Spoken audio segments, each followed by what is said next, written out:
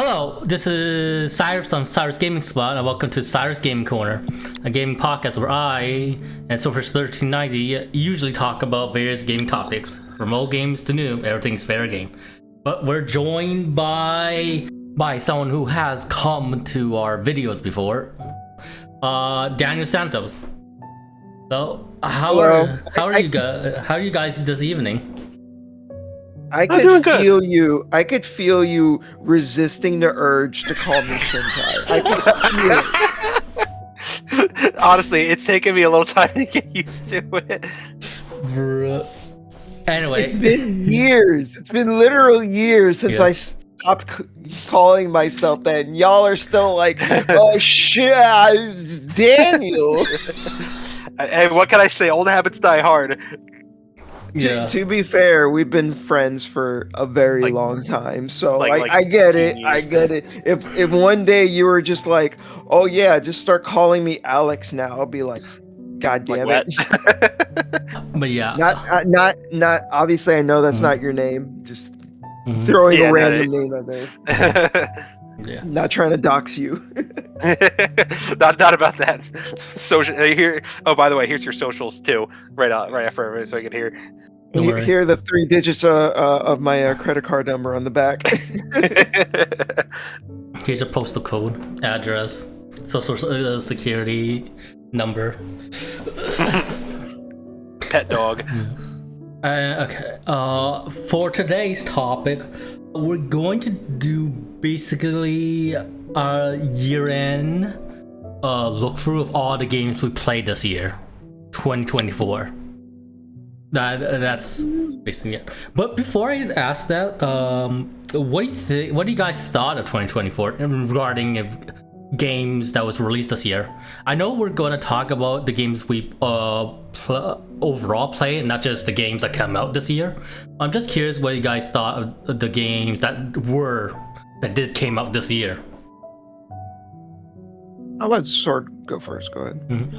Overall, I was happy with the releases. I did notice that a lot of the best games, for me at least, that came out this year either tended to be re-releases or remakes. So like Persona 3 Reload, Shin Megami Tensei Vengeance, but there were some good like original games too, like a Dragon Infinite Wealth. I really enjoyed Metaphor Refantazio. So overall, I really don't have much to complain about. I was really happy with the releases this year.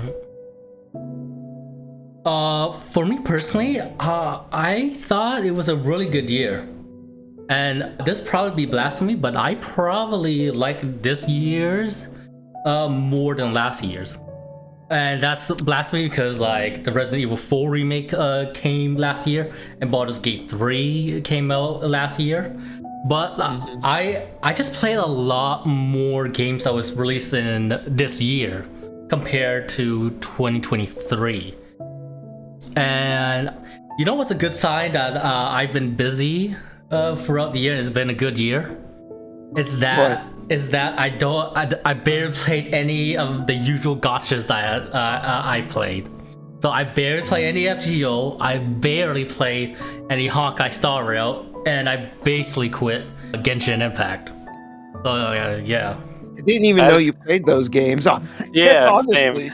I play FGO because it's Fate. I want to try it. I played Genshin Impact because my friends played it, and I played Honkai Star Rail because my voice actor friend was actually voicing one of the starting characters that was starring in the beginning arcs of Honkai Star Rail. I tried because of that. But yeah, so like I barely play any gotchas this year. So That's good. Yeah. For me personally, I feel like I didn't play as many games as I would have liked that came out this year. I felt like there was a lot of really cool releases that I just didn't get a chance to get around to. But the games that I did play were pretty much all bangers. Like, for example, I didn't finish it, unfortunately, so I'll throw it in, like the Silent Hill 2 remake. I'm pretty decently far into it. I'm up to the hospital. Actually, no, I finished the hospital. So. Oh yeah, I bought that too. Though my brother's currently playing for it. No, he's not far. He's only met Maria. So yeah. Right. But that's a game that I went into with like a lot of trepidation. I basically went into it expecting it to not be very good, and I was pleasantly surprised by how great it turned out to be. I was like, wow, this is really, really impressive. They because Bloober Team's track record hasn't been very good, and it's a remake of like one of the most beloved, not just horror games, but just like games in general, like ever made. So like they really had the cards stacked against them, but they pulled it off. Yeah, and so I've beaten the game, and I pretty much had the same trepidation as well. Like I remember the initial trailers just were like I was kind of hesitant, and then I noticed that Bloober Team was actually starting to like respond to some of the criticisms based on the trailers, from the combat to like the mirror scene, for example. And then the trailers just started to look better and better. And then it got to the point where I was like, I'm actually like genuinely looking forward to it. And then I still was a little cautious, because you never know.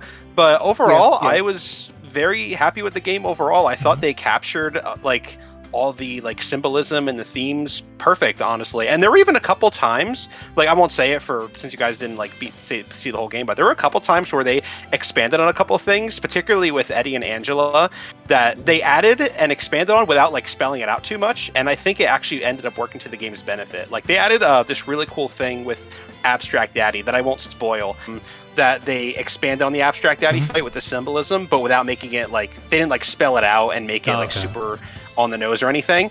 And I actually ended up finding it to be superior to the original. I know it's like kind of crazy to say for some people, but that was actually something I thought was really well done. So overall, I was very, very happy with it. Okay. I mean, to be fair, the boss fights in the original were not super great, particularly in terms of gameplay. So I'm looking forward to that fight when I get around to it. I think it would be cool to play Silent Hill 2 Remake when my brother actually does beat it.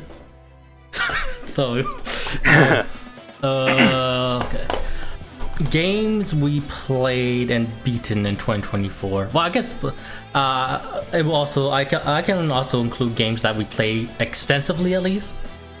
But yeah, since we erased say Silent Hill 2 Remake, I think the first game I've actually played and beaten like around January was Triangle Strategy.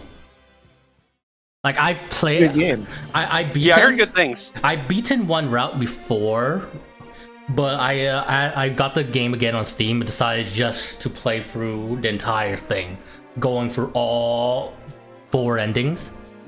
And wow, you did all the endings? Yes, damn. I did all the endings. I got all the characters, and I think it's a really great SRPG. It's like certainly different from Final Fantasy Tactics, which I think people thought the game would have more inspiration from. But it's like Triangle Strategy is pretty different in how they handled their character progression. Yeah. Because like rather than building up your characters, the game gives you these set of characters that feel extremely unique from each other, and then you basically just strategize around how to use each character's strengths and weaknesses. And I think that type of character progression was really fun to play around, mess around with, and try and find out which character niche are they like excel at the most. And I think the story overall was incredibly really interesting, especially at the end.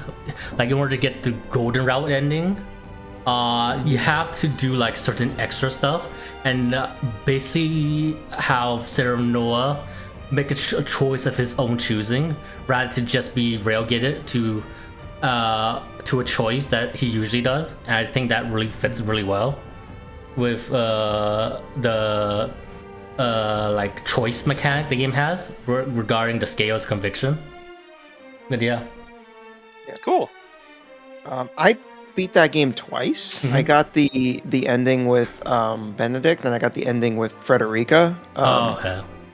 I still need to get the ending with Roland and the golden route or whatever. You didn't even entertain Roland's route.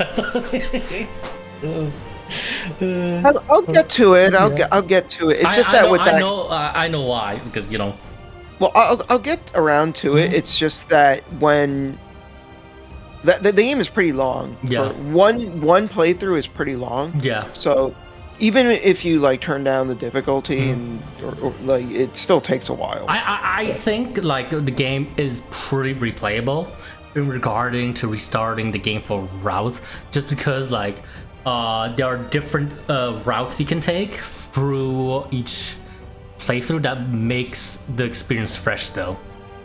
That is true, Yeah. but like it's still a pretty long game. Yeah, yeah. So like Yeah. even though it does, you're right, it does do a good job of like keeping it fresh. Mhm. It's still playing so much of the same game. I know. Yeah. But no, I agree. It's a Mhm. great game. I Yeah. love it. I think the art style is really great. Mhm. I love the political storyline. Mm-hmm. The SRPG combat is great. I would say that to me it feels a lot like, this is going to sound like totally insane, but just stick with me. It reminds me of The Last of Us in the sense that The Last of Us has a lot of components to it that you've seen in other games, Mhm. but you've never seen any game other than The Last of Us that puts all that stuff together. And that's how Triangle Strategy feels. Okay. I feel like every component of Triangle Strategy is something that I've seen in another game, but I've never seen any game, put it all together. Mhm. So like, yeah, it is like a very unique blend of like SRPG stuff Mhm. that like, again, I've seen in other games. It's like yeah, you're right. Like people probably did want this to be a little closer to tactics, Mhm. but like it does have some tactics in it. Yeah. It also has some tactics ogre in it. It Mhm. also has some Fire Emblem in it. It also has some Vandal Hearts in it. Like Yeah. it's got a little bit of all of these games. Yeah. And the fact that it melds it all together, I think, is what makes it unique. Cool. I mean, I've always been wanting to get around to that. I'm not the biggest SRPG guy, but I have played a couple, and everyone's been raving about it. So I definitely Yeah. think I'll have to Like, to jump into it one day. Yeah, I recommend it. I would say if you're not big on the genre, then this is one of the better games to play because it's very approachable. Yeah. Cool. It's got plenty of difficulties, and you can switch the difficulty Yeah.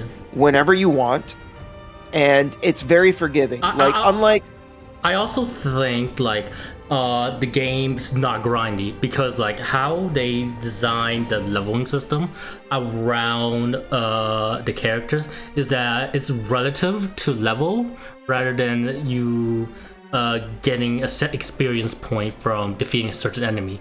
What I mean by that is like if you fight an enemy that's like several levels higher than you get a lot more experience quickly than compared to enemy that you're higher various levels over. So like you're never like the game doesn't run to a point where you think you have to grind. You're at exactly the point where you can beat the game, even in hard not mode. only that, but like, and to be fair, this is a problem that Fire Emblem has fixed recently by making it an option. But in Triangle Strategy, characters are never permanently dead. Mhm. Yeah, that's right. Fire Emblem had permadeath. Yeah, that must. Yeah, I mean, I know.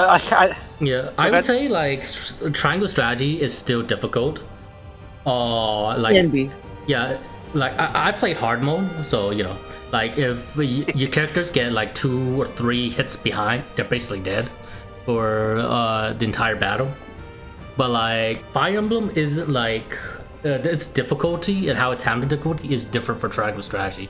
Because Triangle, I feel like Fire Emblem's way more RNG heavy. yeah, like Triangle Strategy is like designed around the fact that you are going to lose a few units, and that's okay.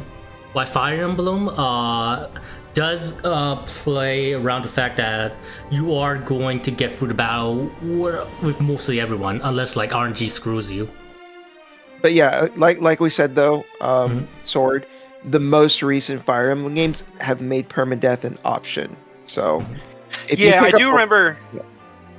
I was gonna Go say, I do remember, because I didn't beat it, but I did play a good chunk of Three Houses, and that was a thing. Which, so for a SRPG scrub like me, that's perfect. So yeah, I think you guys sold me on Triangle Strategy. Yeah, I think you will really like Triangle Strategy too, because you're more a fan of like each type of character in your party having their unique abilities, rather than just like having a squad of samey characters, right? Yeah, that usually tends to be more. Yeah, so I think you really like Triangle Strategy because like the uniqueness of each character unit that you recruit really does make them really interesting to play through.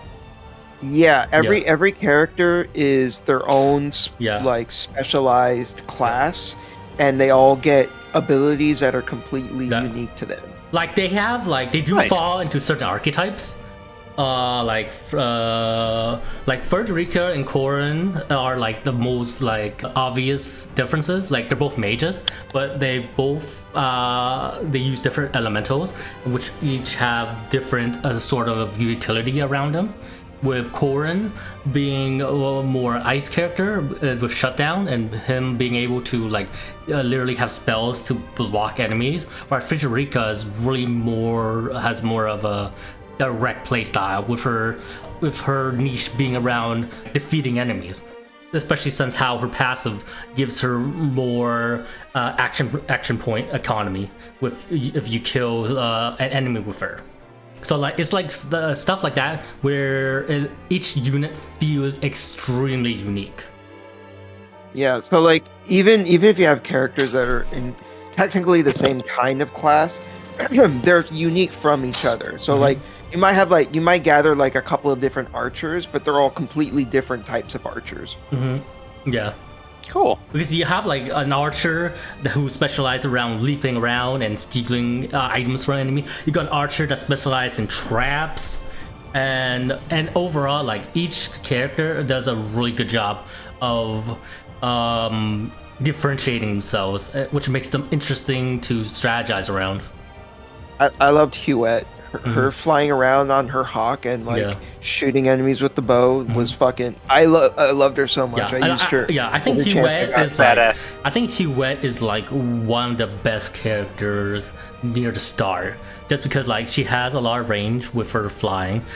She's archer, so she has more range if you put her on high ground, as well as she has like shutdown effects technically with blind. Because once you blind an enemy in the first half of the game, they basically can't hit you. So yeah, like Huette's like one of the is like a top tier character in the first half of the game. I think. Yeah. I love Huette. I like the sound of all the options you have. That's pretty cool. Yeah. Yeah, great game. Yeah, definitely recommend. Awesome. I definitely needed to know each character's strengths and weaknesses since I was playing a hard mode. But I think like Triangle Strategy is a really great SRPG. I think overall, because like I don't know, like I played it for 4 playthroughs like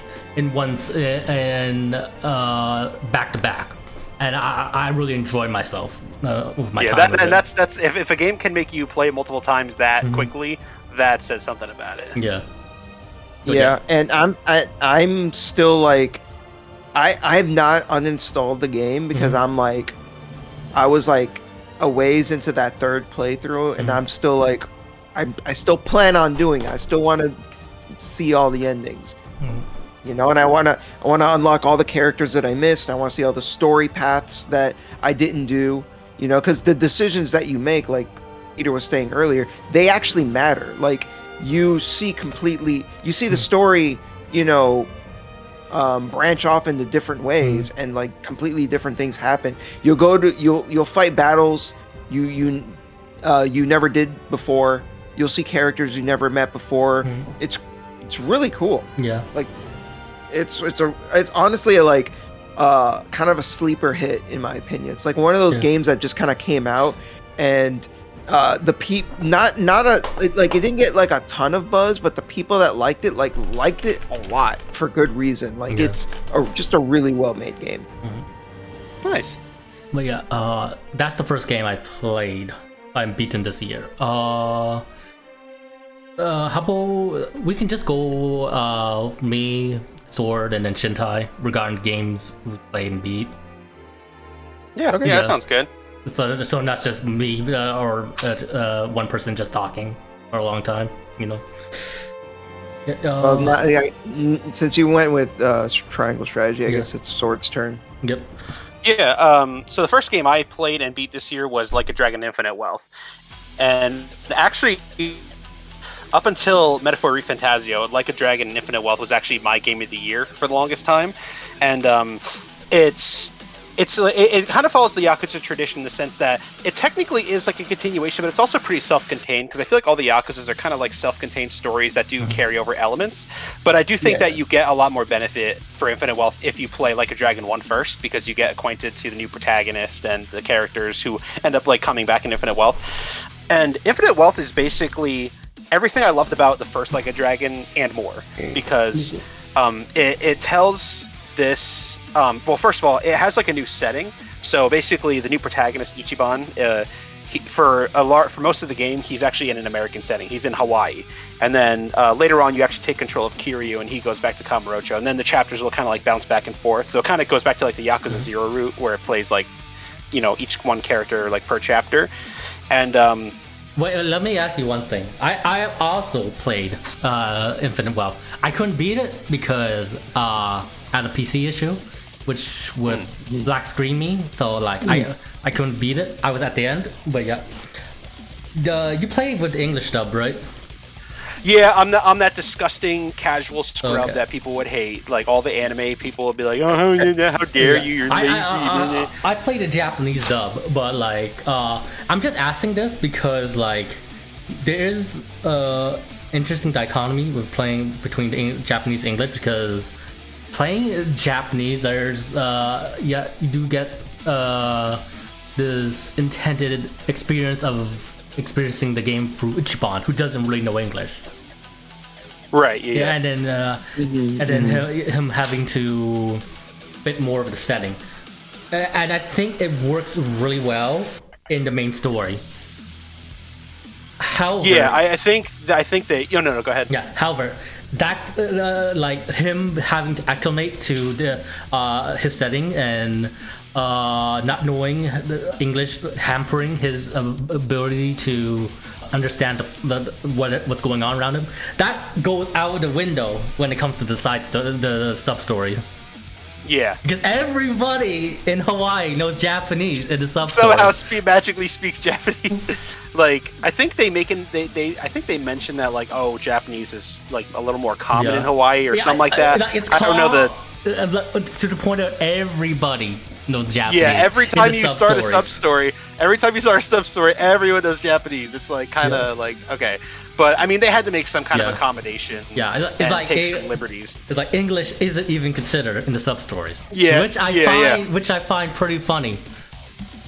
The thing is though, when it comes to the sub stories, like Yeah. most of them are so goofy. I haven't played Infinite Wealth to be fair, but like I've played most of the games in Yeah. the series, and sub stories are almost always goofy. So I'm totally fine with them Yeah. being like, whatever. Yeah. They speak Japanese. Don't worry about it. Just Yeah, they're the. Yeah, I'm just think too highlighting hard. that because like I do think it is interesting setting for Yakuza, especially a protagonist who mainly is Japanese going to a setting that is American and having to basically be fish out of water kind of since Yeah, that's a good way to put it. yeah. Continue on, Sword. But yeah. So while we're on that topic, I'm that disgusting like anime traitor that anime fans would hate. But yeah, like and like I'm not too picky when it comes to my dubs and anime and stuff. But like I'm someone who admits that the original Yakuza dub, like the P1 PS2, is just like horrible. It's one of the worst. So when I played Like a Dragon 1, like every dialogue is like fuck this, fuck that, fuck you. Like that's basically the entire script. You know what's funny? Mark Hamill voices Majima in that, right? He did, yeah, he does. And he like, say he doesn't remember voicing doesn't that at all. It's so funny. He's just trying to block it out of his mind. But yeah, so There's literal footage of him like in the booth reading the lines, and he just like he's like, I oh, mean, that he's never getting happened. older. You know? It's funny. I'm going senile. But yeah, I was like, because I was like, when I played Like a Dragon, when I was like, you know, they took the time to give it a dub this time. I was like, you know what? I'm just gonna give it a shot. You know, worst comes to worst, I'll switch to Japanese. You know, because they give you the option. And I thought they did a really, really good job. And what's cool is that in Infinite Wealth, you meet a character, he's like a minor antagonist, and he is not only voiced by Danny Trejo, he has his likeness, and I thought that was cool as fuck. That was really awesome. That's pretty sick. Yeah. Yeah, it was awesome. Yeah, so, like the sad part is like he isn't voiced by Danny Trejo in the Japanese dub, which is unfortunate. Yeah. But yeah, so that was cool. And overall, I think I do think overall I enjoyed the story of Infinite Wealth. Not like too much more than the first one, but quite a bit. I think the first one has its advantages in the story department over Infinite Wealth. Like, for example, I think the antagonist is better, and I also thought the ending was a lot better in the first game. Not that Infinite Wealth's ending was bad, but it was definitely like a noticeable step down in comparison. Then again, I think Like a Dragon 1 has the best ending in the entire Yakuza series, so those are some pretty big shoes to fill. But and they took the gameplay mechanics, they didn't overhaul them from the first one. It's actually mostly the same, but they like made some improvements that made the game quite a bit better. Like, so the first game has a job system, and it's like it's honestly a pretty bare bones job system. I actually found most of the classes outside of the default ones to be not all that useful. Like, I kind of mixed and matched a little bit in the first game, and I ended up going to back to everyone's default class except for the female character, who I kept as she's like a white mage equivalent. Other than that, I was like, yeah, honestly, these jobs are like not that useful. And also the job inheritance system was weird because like they were like fixed in the first game, so you would get an ability from a job, and then like it has like a little icon next to it, and then that is yours forever for all jobs. So you have no say in what you bring over to another job. Whereas in Infinite Wealth, once you learn an ability for a job, it's not only yours forever, but you could just you have like skill slots that you can put them on manually. So already there's a lot more versatility. Yeah, there's like skill the skill inheritance is based on your friendship level in there. But like so the higher your friendship level is, like it's basically social links. Yeah. It's pretty much what it is. But but once you learn a normal skill, you can like set it to any class. The only type of skill that's like a high restriction is like basically super heat moves, I think. Yeah. And not to mention, I found the jobs in Infinite Wealth way more useful because they only carried over like 1 or 2 jobs from the first game. But all the other jobs are new to Infinite Wealth. And what's funny is I ended up having the exact opposite problem. Whereas in Infinite Wealth, I stuck to mostly the default jobs. And by the time I got to Infinite, I was sitting at the job screen. I'm like, I don't know what to pick because all the jobs have their own sets of strengths and weaknesses. So, and that's a good problem to have because there's just so many options. Like I said, a lot of versatility with the jobs compared to the first one for sure. And a lot of content in Infinite Wealth. The combat system it's mostly the same, except they made a good improvement where the first game was kind of weird because it's turn-based and all your characters will like move about the battlefield randomly and you have no say in where they go, and then depending on like the enemy's positioning, you could attack like one enemy or more, and then you could like pick up an improvised weapon on your way running to the enemy, which I mean it's cool, but like I said, it's not all that useful only because you have no say in where your character's placed. I think also the Yakuza like a Dragon 1 or Yakuza 7, some of the characters have like pathfinding problems sometimes when you attack them, and they would just run run to like a gate and just run for a while until like the game just glitched them into where they need to be, which is pretty annoying. I was just going to ask, do you guys happen to remember a character named Kay? Kay? She's a hostess of Club Heavenly and an employee at Revolve Bar. Oh yeah. She's I know who you're gonna ask. She's good. So the only reason I bring her up is because she is an internet personality named Kayson.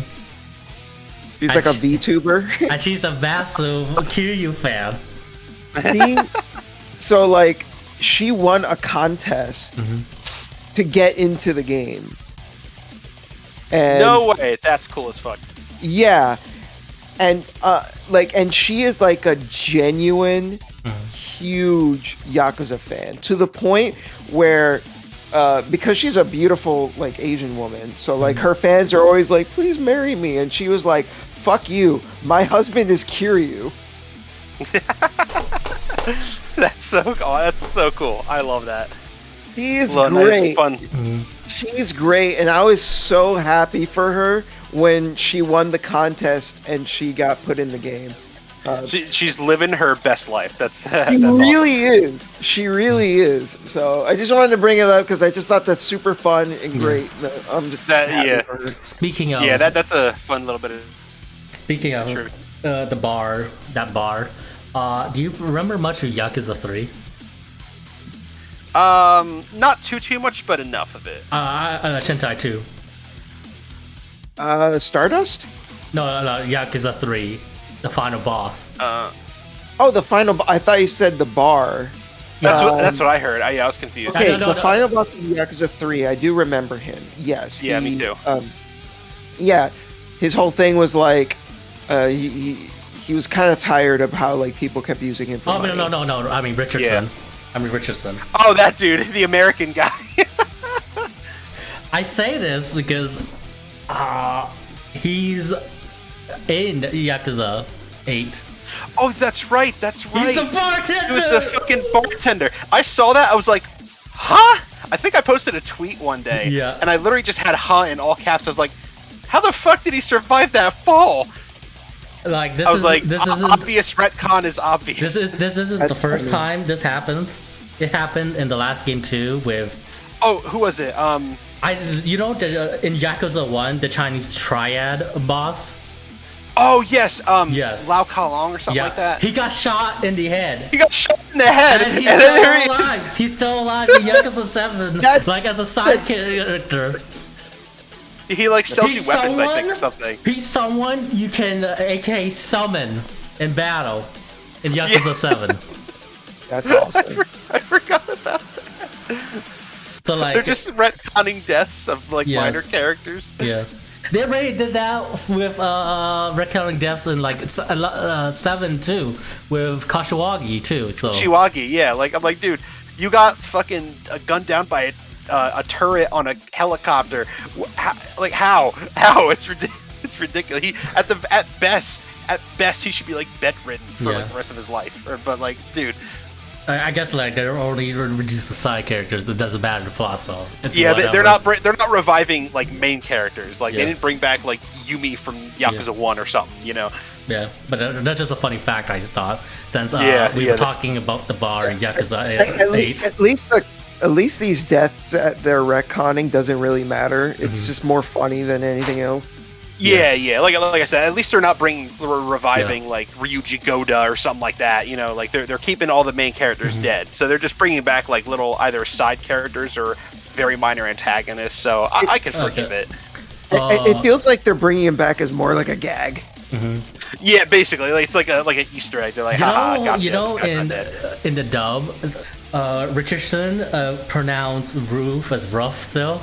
Rough, yeah, that's right. That was a funny gag. That was definitely 100% intentional on their part. They knew what they were doing. Yeah. But overall, yeah. So those are my thoughts. Infinite Wealth, really great game, worthy successor to the first game. I like, for the most part, like I said, I think Like a Dragon 1 does do a couple things better, but overall, I thought Infinite Wealth was like a better game. Oh, and it has one of my favorite characters. I'm so glad I remembered him. Yamai. I don't know if you remember him. He is easily one of my favorite. Like, he's not an antagonist per se. I don't want to go into too much depth and spoil anything, but he is an awesome character. Definitely one of my favorite characters in the series. So overall, Infinite Wealth is a great game. Highly recommend it. Like I really liked it from what I've played, which is basically mostly all of it, except for the ending because I couldn't. I think they definitely improved the combat, especially with how you can reposition. There's actually positioning involved in it now, With you being able that was to definitely position, one of the biggest improvements. yeah, for with you sure. being able to position your guys, and there's a mechanic where if you knock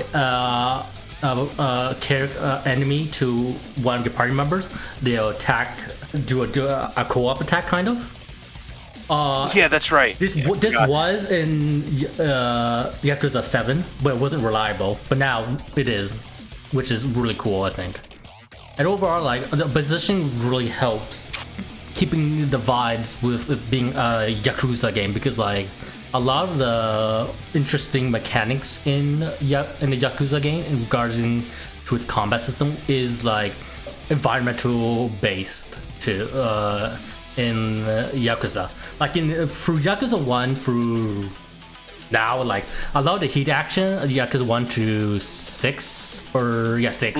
Yakuza 1 to 6, like a lot of the heat actions was environmental based, which really made you fool around with where to do a heat action against enemy, where like do it against a wall or against a bridge, or when they're down, stuff like that. So it's really cool to see them try to implement that into the combat system, with them adding positioning system and them that changing it.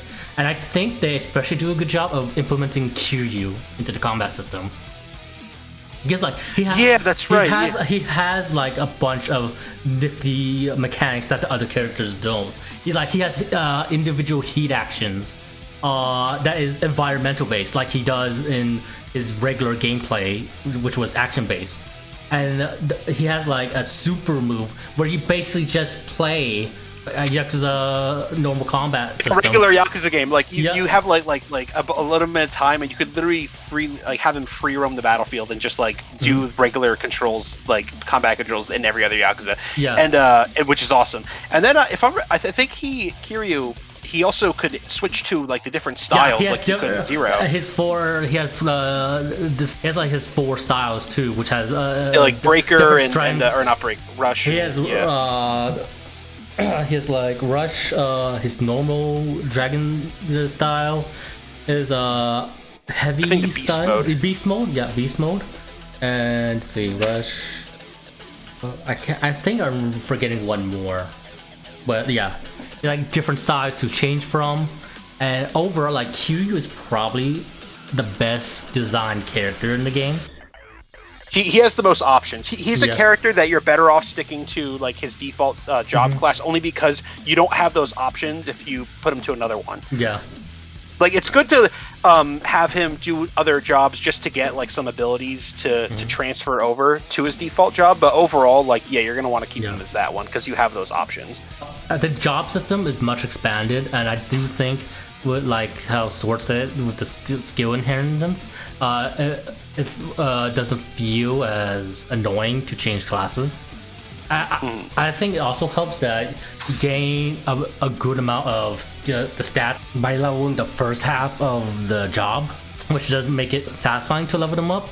And it doesn't take too long, especially since this game has a mechanic in Overlord where if you're a few levels higher than them, you can just kill them and then you get experience faster that way. So it isn't too much of a hassle. Yeah, that's right. You can just wipe them all out. Yeah, you can just wipe them all out right in the field and still get experience and items and stuff, which is that's nifty. And like I think it was. And the story, I do think it's interesting. I feel like this feels like a conclusion, more of a Kiryu story than the Ichiban story. When you get down to it, at least up to a point, because it is pretty focused on Ichiban for like the first half, and then when like Kiryu splits up from the party and like does his own thing, then it definitely starts to feel a lot Kiryu centric. Which, and I like how when you're walking around like Kamurocho, you have those little bits of like extra like little dialogue where you'll go to like the bar and then he'll have a memory, or you'll go to I don't know, the homeless like. Not the shelter, but that little homeless camp, and then has like a memory, and it's just kind of it's just a nice little thing to like hammer home the idea that like Kiryu's been through a lot, and it's nice for players too to like kind of like look back on and things like that. It's cool. Yeah, like he has a flashback about him using stamina royale or like the energy drinks. He has a flashback about Oda. That's right. What an asshole he was. Yeah, he still doesn't like the dude. He's like I never liked him. Yeah. And like, and if Kiryu doesn't like you, you did something bad. Yeah. You fucked up. He's like the biggest teddy bear. I think the best of the Kiryu mission is like the Reminisce mission where he physically goes to the place like to not meet the people significant to him, but be near him to hear how is he doing, because Dante is facilitating this for him to have closure in a way. And I think those were really cool. Because you get like Dante would meet up with you actually see Kairi again in this game. Remember her? That's right. Remember her? and you also see what was her name in Yakuza 2, the detective, his love interest, Sayama, I think was her name. Yeah. And you saw her, like, we haven't seen her since Yakuza 2, and she was one of my favorite characters. So to see her like in a little optional scene, and for Kiryu to get a little closure was really awesome. So But yeah, like story-wise, like I said before, it does feel like Kiryu's. To me, it felt like more of Kiryu's story, especially when he gets to when he joins up with Ichiban, and then you figure out he has, an affliction, shall we say? Yeah. Yeah. And it's funny because like Yakuza 6 was played to be the last game, and then after that it's like, oh, I guess it's the last game after all. But I do think the story is still interesting, especially I do think like the cult storyline is interesting.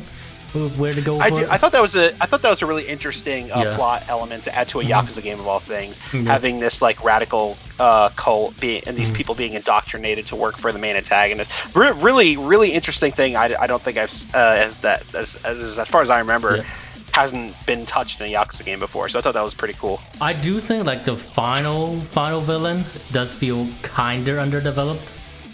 Yeah, I know you're talking about. Yeah, a little bit. Yeah, definitely. Especially a little bit since he's like he has a confrontation with Kiryu, and it feels like what Kiryu does at the end feels kind of out of nowhere. It's like he doesn't really have much of a link to him besides just being somebody who's like whose life got ruined by the Yakuza, So it does feel kind of off there. Like the main villain has more connections to Ichiban rather than Kiryu. Yeah, so in a way, it would have made a lot more sense for Kiryu to for that to be Ichiban's final boss. Overall, I still like the story. I like how it switches between Kiryu and Ichiban, and I really think how they handle party members is really cool, because like overall you get like 8 or 9 party members in this game, but like 4 or 5 of them you only control 4 or 5 of them at a time when you're playing either. Yeah, Kiryu, like Ichiban has his own party, and then Kiryu has his own party, so it never feels overwhelming. So which I think is cool. And one last thing, because I feel like we want to move on to, but I also love the new cast of characters that have like on Ichiban's party, like Tomizawa and Chitose. Like, what a great supporting cast. I love these new characters that join the main party. Yeah, I would say like they are like most of the character building and character modes is with Ichiban's side rather than every other character, because like they had their spotlight in the last game, so it feels like they don't really have much to do except support Ichiban. Which can be seen as unfortunate, but at least there are some interesting moments and character in Yakuza 8 in the form of Ichiban's party essentially. And that's not to say that the characters that's not to say that they don't have any kind of bearing on the main story either. Like they definitely do. It's just not as like strong as like how Ichiban's role is in the main story. But I think that's all there is to say about Infinite Wealth. Yeah, I need to get around to it. Yeah, that should tell you how much we enjoyed it, and we just can't stop rambling about it. Have you guys heard of a game called Mouthwashing? I've heard of it. I heard really I'm good. not familiar with it.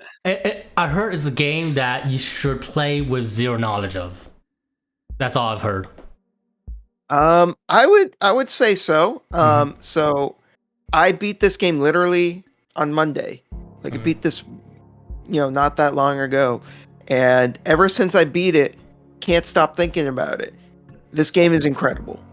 So, like Peter said, though, like it's very story driven. So I have to be careful with what I say because I don't want to give anything away. Because this is definitely one of those games that, particularly the story, like the less you know, the better.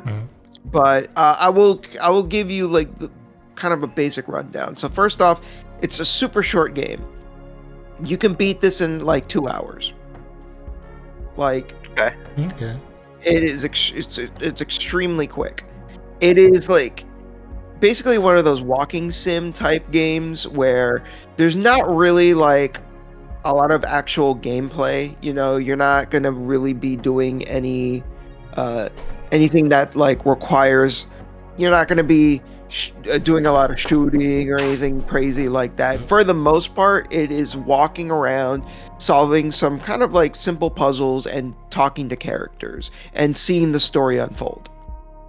Okay. It's got a PS1 aesthetic to it. Like it literally looks like you're playing a PS1 game. Does it look like you're playing Silent Hill 1? Well, the character models definitely look more detailed. Okay. When you look at the character models, they still have that PS1 kind of sort of look to them, but with more detail. It's kind of hard to explain. Okay. But think PS1 aesthetic more than like strictly like 100% the limitations of the PS1. More like it's that vibe. Okay. The story is basically it's a sci-fi game. It takes place like several years in the future, and you are playing as two different characters, Curly the captain and Jimmy the co-pilot. The story jumps back and forth between a crash that happens. Before the crash happens, you are seeing things from the perspective of Captain Curly. After the crash happens, you're seeing the story from Jimmy's perspective.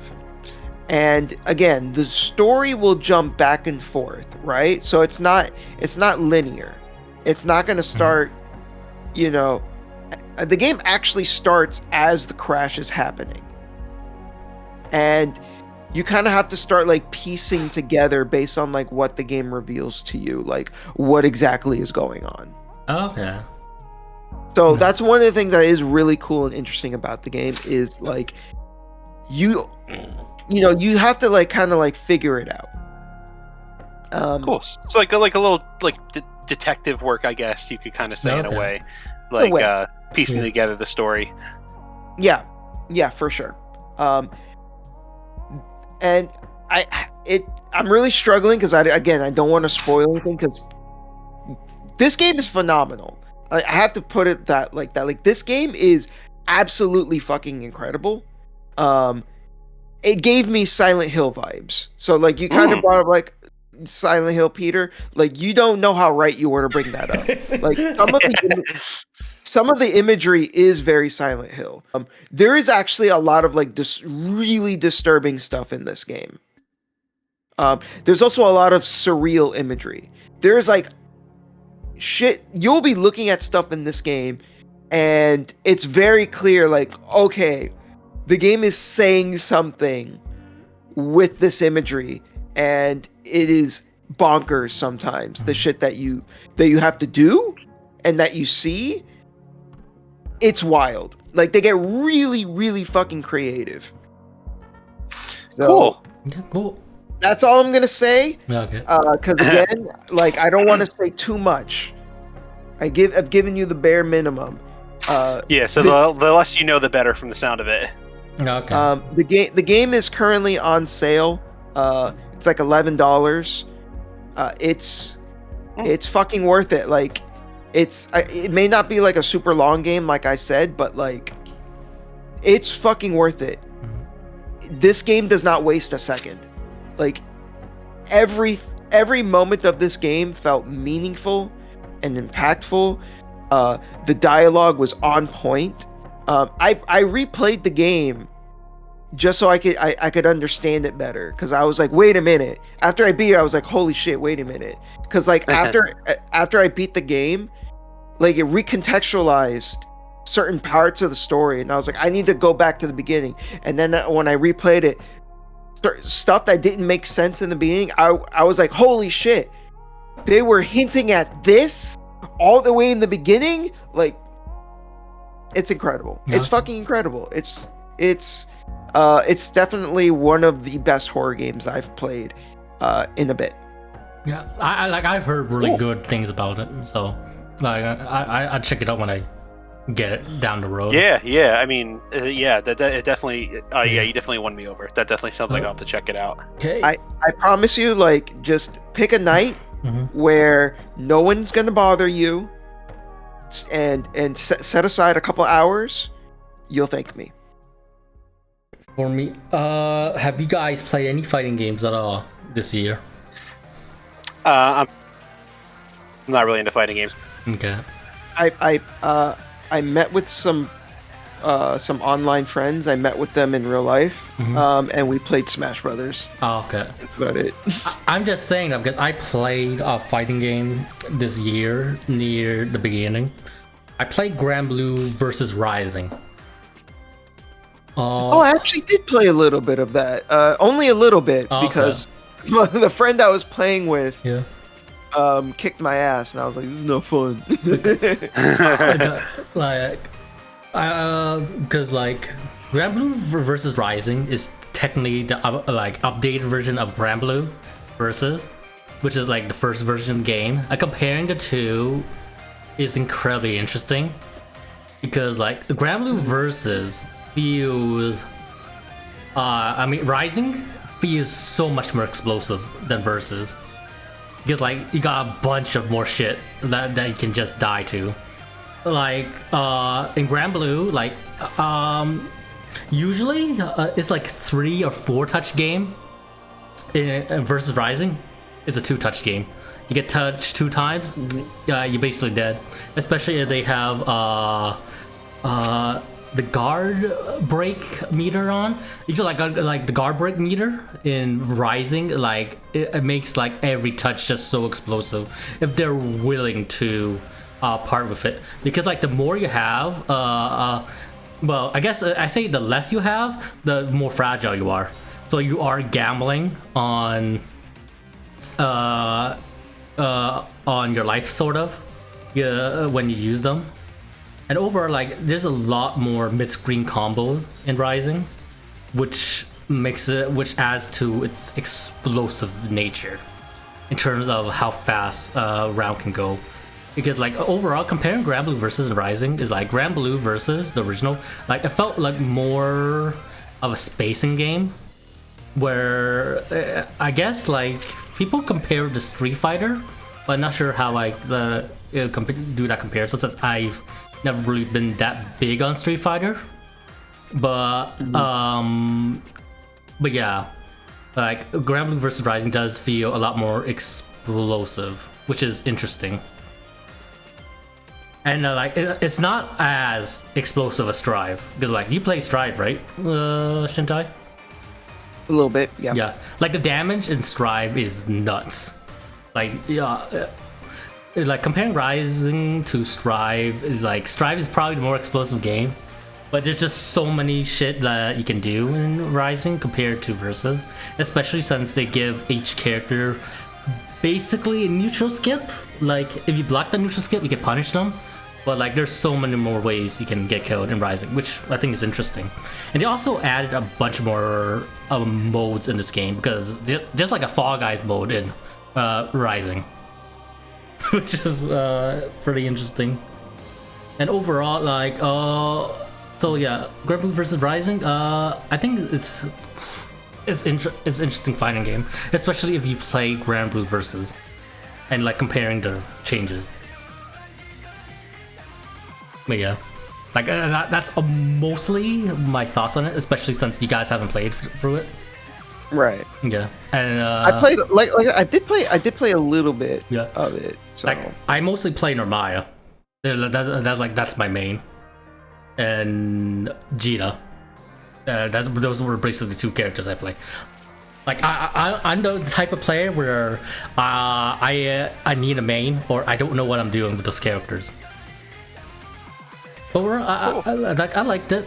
Like it's like a more offensive game, but it's fun. From what I played, I didn't play that much. I played like it for a month or two, but then like fall off to it. But yeah, Cool. cool.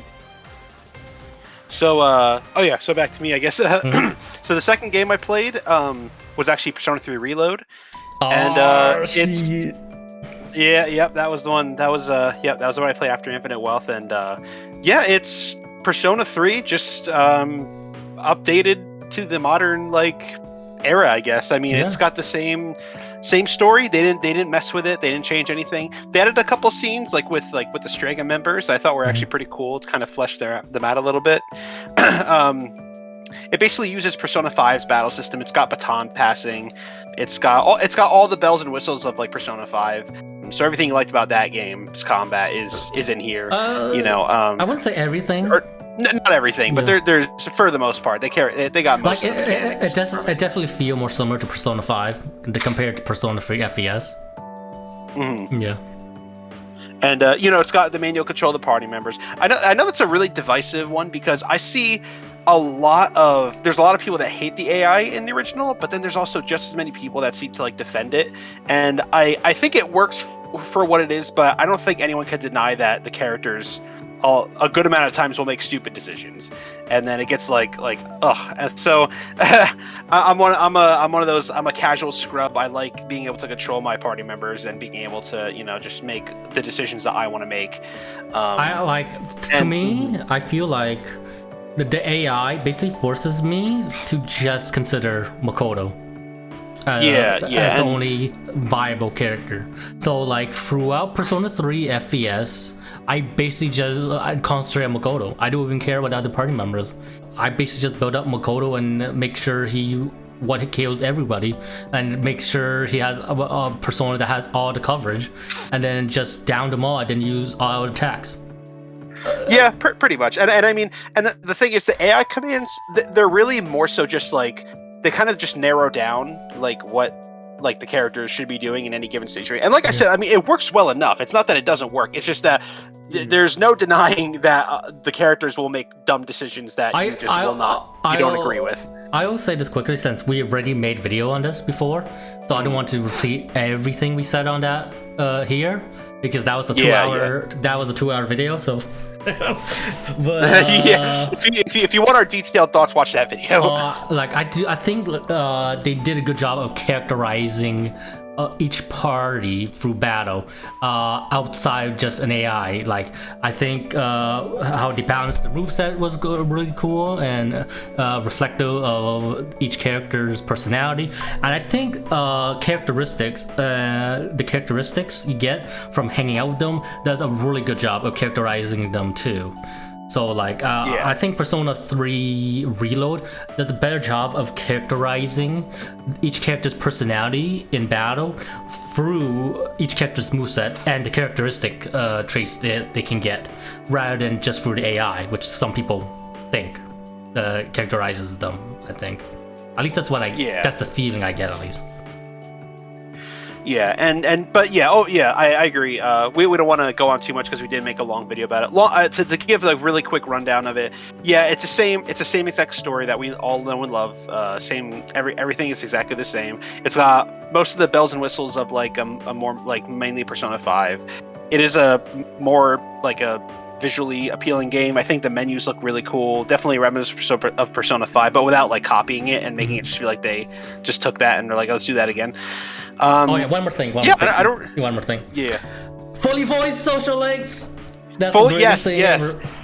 And they're not like it's not like in Persona 4 and 5 where they're just like generic voice clips like you'll see a text log and they're like, hey, yo, and then it's like a whole line or something, you know, like literally, honest to God, every social link top to bottom is fully voiced. And it's funny because now I'm at a point where I can't like imagine these characters sounding any other way. Like I'm at a point now where if I ever replayed the original, I would still love it because it's, you know, it's a game I played when I was a kid and it's near dear to my heart. But I would go back to it, I'd be like, oh my God, I just can't believe there's no voice acting in this, because like the characters, the social link characters sounded exactly the way I think they should sound.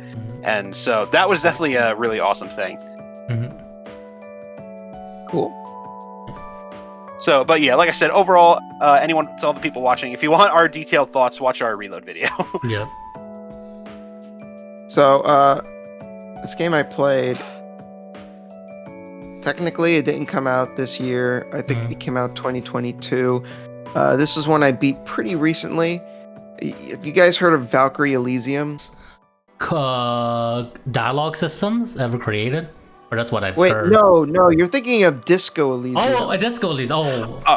No, I haven't heard of Valkyrie Elysium. I wish I replayed that game instead of playing this game. So Valkyrie Elysium. So okay, Disco Elysium is one of my favorite games of all time. Disco Elysium is a masterpiece. Valkyrie Elysium is a spin-off of the Valkyrie Profile series, where they turned it into an action. I know that. I played the demo of it. Yeah. Yeah, it was like a Souls-like kind of, right? No, not really. Not really. It was more like a hack and slash type of thing. Okay, yeah. I haven't played the demo in a while, but yeah, I remember I did play the demo and I remember like the gist of it. But yeah, go ahead. Yeah, this is probably the most PS2 action game that I rented from Blockbuster in like the early 2000s I've ever played since then.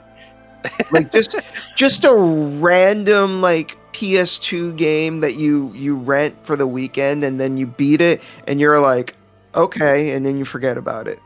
It's like it's sitting in the back corner, like nobody touched it, and you're like the one guy that touches it, and they're like, oh. But I remember those days. I remember those days when I was a kid too, so I get I know what you mean. Yeah, it has that vibe. Yeah, the game is just extremely mid. Just the most game I've played in a while. Like, the only thing for me that the game served was it was something to do while I was like in a Discord call with friends while we were just like BSing about whatever, or if I just needed something to play while I was listening to a new album, or if I was listening to a podcast or something, because otherwise, man, it is just such a nothing fucking game. Like, I really can't recommend it. Like, especially since when I got to the end of the game has multiple endings. And the ending that I ended up getting was one where I didn't even have to fight like the final boss. It was literally just an ending where like the main character kind of just runs away. Oh, okay.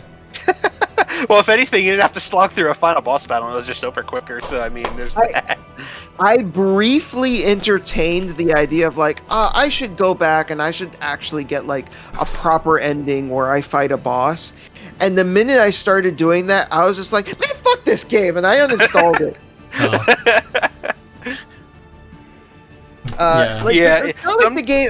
Like, to be clear, it's not like this game is terrible. Like it's not like horrible or anything like that. Like I had a good enough time with it.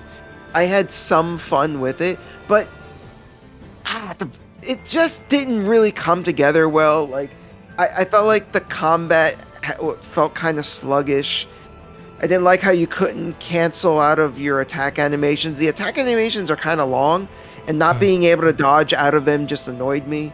Particularly with the slower weapons, like oh god, you feel like you're wading in fucking molasses. Something that really annoyed me was the game has it so that each weapon has a certain level of proficiency. So the more you use it, you get more proficiency. And you can only earn certain abilities in the skill tree when you get it to a certain proficiency. So you need to get this sword to proficiency B, or this spear to proficiency D, or whatever. That in and of itself didn't bother me. I thought that was fine. Mhm. But then once you do that, then you could keep leveling up the proficiency up to like triple S. And I was like, what does that do? And I looked it up. It does nothing. So all that work, like if you didn't look it up, you like somebody could potentially waste all their time. You're like, what the fuck? Yep. I thought like maybe it was increasing the damage. I thought maybe if I maxed it out, I would get something special for it. No, it's literally just for achievements. And I was like, I don't care. It's just for show. It's like, hey guys, look what I did. I wasted all this time upgrading this proficiency. Yeah, I Isn't that cool? played the demo of the game, but like it felt very standard to me. So Yeah, I thought it was kind of fun, but I played the demo. I don't even know if I finished the demo. And I was like, it's fine. I'm probably not gonna go out of my way for it, and I never did. I honestly forgot it existed. Yeah, just don't bother. It's not like if you see it for like a couple of bucks, like if you see it for like $5, it's like, okay, fine. It's worth $5. But otherwise, just give it a hard pass, because like it's just so, it's not even that it's that bad. It's that mid. It's that forgettable. It's that you know, it's like, it's so whatever. Like, you know what's funny to me is like, not always, but a lot of the times I feel like being like just so mid that you forget about it sometimes can be worse than if a game is outright bad. Because I feel like if a game is bad, like I feel like if it's bad, like I might not have had a good time, but at least I'll remember it. If not for the right reasons, but I'll remember it, you know. But like I've played games in the past, you know, where I'm like everything about it is just okay. Like there's nothing inherently bad about like certain games that I've played, but I'll just be like, I'll never look at this again just because it's so bland, it's so whatever. So yeah, that's honestly, I can see what you mean. That is this game. It's worse than a bad game. It's a boring, forgettable one. Yeah, that honestly is like the worst you could be, really. Yeah, especially for Valkyrie Profile fans, because I was actually just to bring that up. Yeah, go ahead. Yeah, because I'm not personally, I'm not a fan of Valkyrie Profile. Nothing against it. I just haven't played Valkyrie Profiles 1 and 2. So, you know, I don't have that personal attachment. But I have seen the vitriol fans have for this game. And, like, fair. Like, if you had been waiting years for a Valkyrie Profile 3 and you get this instead, I don't blame you for being upset, because this game is pretty just nothing. We just want a true Valkyrie Profile Hurist game, okay? That's all we ask. I was gonna say, because I never played Valkyrie Profile 1. I did play 2. I got to I feel like I got halfway, maybe more than halfway, and I stopped playing. I don't know why. I was really enjoying it, and it sucks because I'm like, this is a damn good game, and then they just never made a third one, and then they made this like really, you know, boring whatever, spiritual successor. They technically did make a third one on the DS called Covenant of the Blue. Yeah, but I'm talking like, which is more of a, I think, SRPG. Yeah, but like I do think everybody wants like an official Valkyrie Profile game that uses like the same combat system that 1 and 2 is built off of. Yeah, because I thought Valkyrie Profile 2 was actually one of Trice's best games, and like.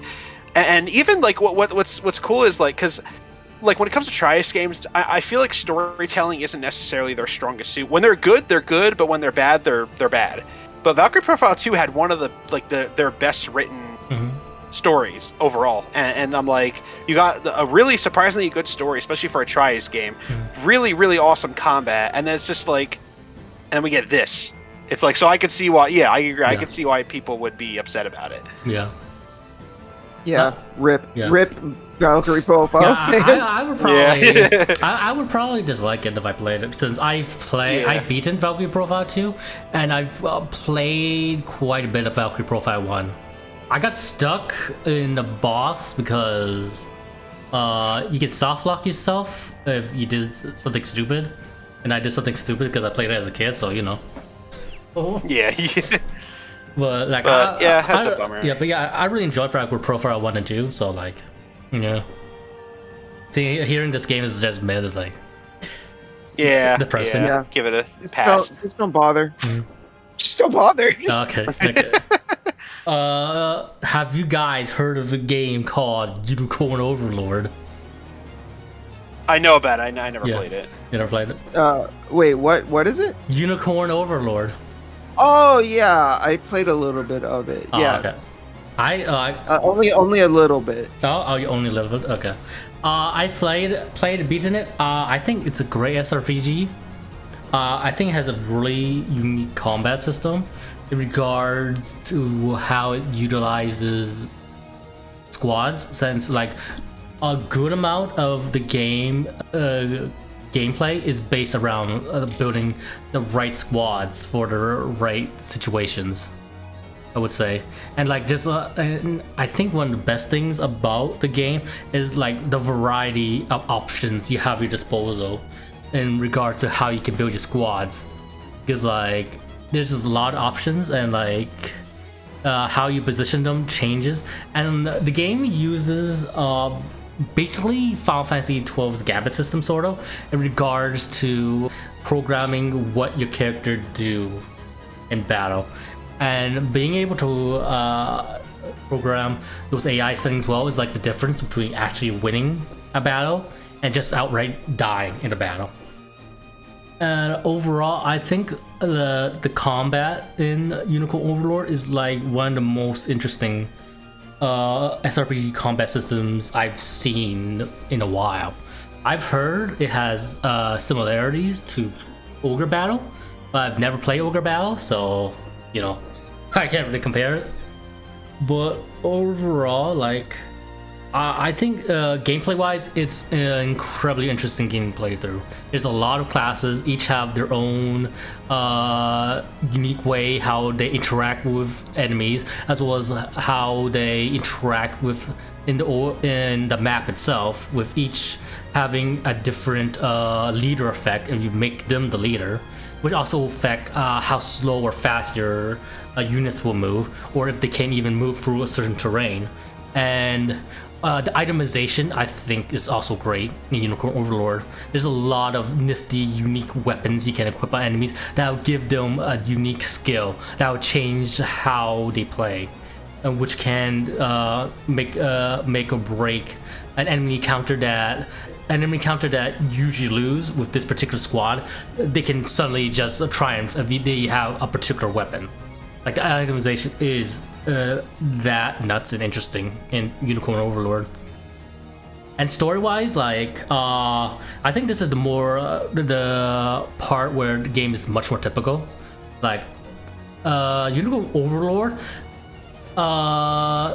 definitely pay its homages to Fire Emblem, because there are literally characters here that feels like they come straight out of Fire Emblem. Like Alan feels like Marth almost, especially the way how, especially at the beginning with how they start the game. It feels exactly how with the same thing has happened with Marth having to escape the castle, and with his sister being the one to hold off the enemy. It's the same thing here, but instead of Alan's sister, it's his mom. But yeah, like, it definitely pays its homages. But like, I think the characters are different enough that it doesn't feel like a ripoff. I think the story's fine. It's like, it's nothing to write home about. I do think there are some good parts to it. I do think it does. The game is kind of open-ended, and the storytelling does suffer because of that. I think like each story arc is at least interesting on their own, except for Albion, which is really boring, except for one or two side chapters. Production-wise, I think Atlas it's great looking and sounds great, as you expect from like a Vanillaware game, you know. Overall, it feels like a classic Fire Emblem game with an extremely unorthodox and interesting combat system. But yeah, I've been meaning to get around to it. I actually did play a little bit of Ogre Battle 64 on, back in the day. I had a friend who had a copy of it, and I remember playing it for a bit. I didn't beat it, but like I played it for a few hours, probably more than just a few hours. Like I played a good chunk of it, and I did like it, but like I said, I just for whatever reason. I just didn't finish it before I gave it back to him. And I know that a lot of people compare the two, so it does make me think about like going back and playing Ogre Battle 64 one of these days and like recompleting it, or rather but like going back and actually finishing it. But yeah, I picked up Unicorn Overlord, and I only played it for a bit. So I don't think I played it enough to really see why people compare them yet. But what I played, I was like, it's fucking Vanillaware. Like they're the goats. My only real complaint is why are they so allergic to Steam? Just release it on Steam. Just put it on the PC. I want to play this on my computer. That's just Vanillaware, man. Vanillaware has never released a game on PC. Like they release fucking greatness and they just won't put it on Steam. Yeah. It's so annoying for me because I play all my games on Steam, so it's just like just let me play it on my computer. Like my favorite game by them, not to get too much of a tangent, is have you guys ever played 13 Sentinels? Yes. No, you did. Okay. It's one of the greatest sci-fi visual novel type of games I played. It is no hyperbole. It is one of the best written games I played in the last very very long time. Like no exaggeration. That the writing in that game is incredible. Like definitely one of the best. The weakest part of the game is the tower defense game. Yeah, I could take that or leave it. Yeah. It's whatever to me. But it's really in the storytelling department that I think 13 Sentinels shines. So I just wanted to bring that up because I wanted a chance to gush about it. Just anyone who hasn't played it, you have to play it. I'm talking that is a game you drop and then play that immediately. Bro, remember Fluffy? I'm much cuter than you ever be. Yeah. But yeah, like check out 13 Sentinels if you want to get on like. Isn't it only on PS4? 13 Sentinels, I think, is also on the Switch. Oh yeah, on the Switch too. Yes, that's right. The that's Switch. Right. Yeah, I would say check it out. It's definitely worth it. Yeah, definitely. Okay. So I think the other game I played after that, I think after Reload, was I played Shin Megami Tensei 5 Vengeance. Now I have a little bit of a history with SMT5, but not much. So basically, way back in, I think like 2020 or something, I think it was the year it was released, I actually got SMT5 on the Switch as a Christmas gift, and I played a little bit of it. I got up to like the second area. I thought it was fine. It was kind of just like like Nocturne, but just better. It didn't really like blow me away. I just kind of like not lost interest, but it was an okay game for me, and I put it down for a little bit, and I just kind of never went back to it. And then when I found out Atlas was re-releasing it, their favorite thing. It says Atlas, Atlas. Yeah, never change, Atlas, never change. But so I saw trailers for it, and I'm like, you know what? I didn't beat this game.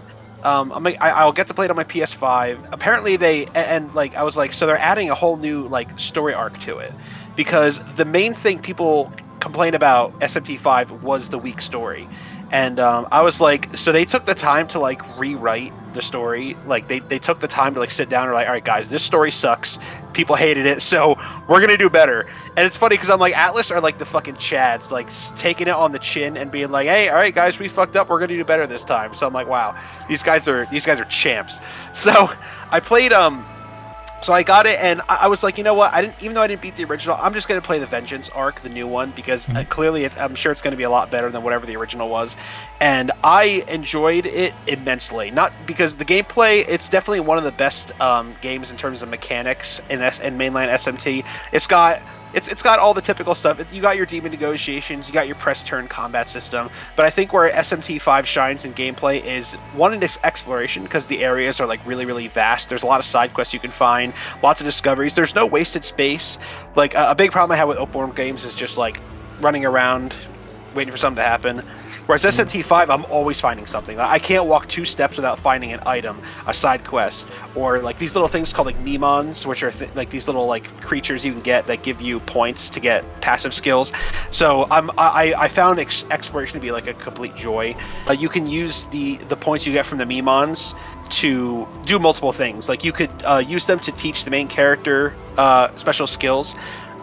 You could change his weakness, like his strengths and weaknesses are dependent on like these things called demon essences that you find. The demons themselves that you recruit are also very customizable. You can use those points for the same exact thing to inherit skills from like that they wouldn't normally learn from other demons. It's hard to explain. It's more like it makes more sense like when you see it. I'm not really explaining it the best, but basically my point is that your main character and the demons are highly customizable, more than any SMT like mainline SMT game I played personally. Lots of versatility. It's one that like my team will be 100% different from your team, and I think that's what makes the gameplay work so well. But I think what surprised me the most was how great this new story arc was, because like I said, like the main thing people complained about in SMT5 was not the gameplay, it was the weak story.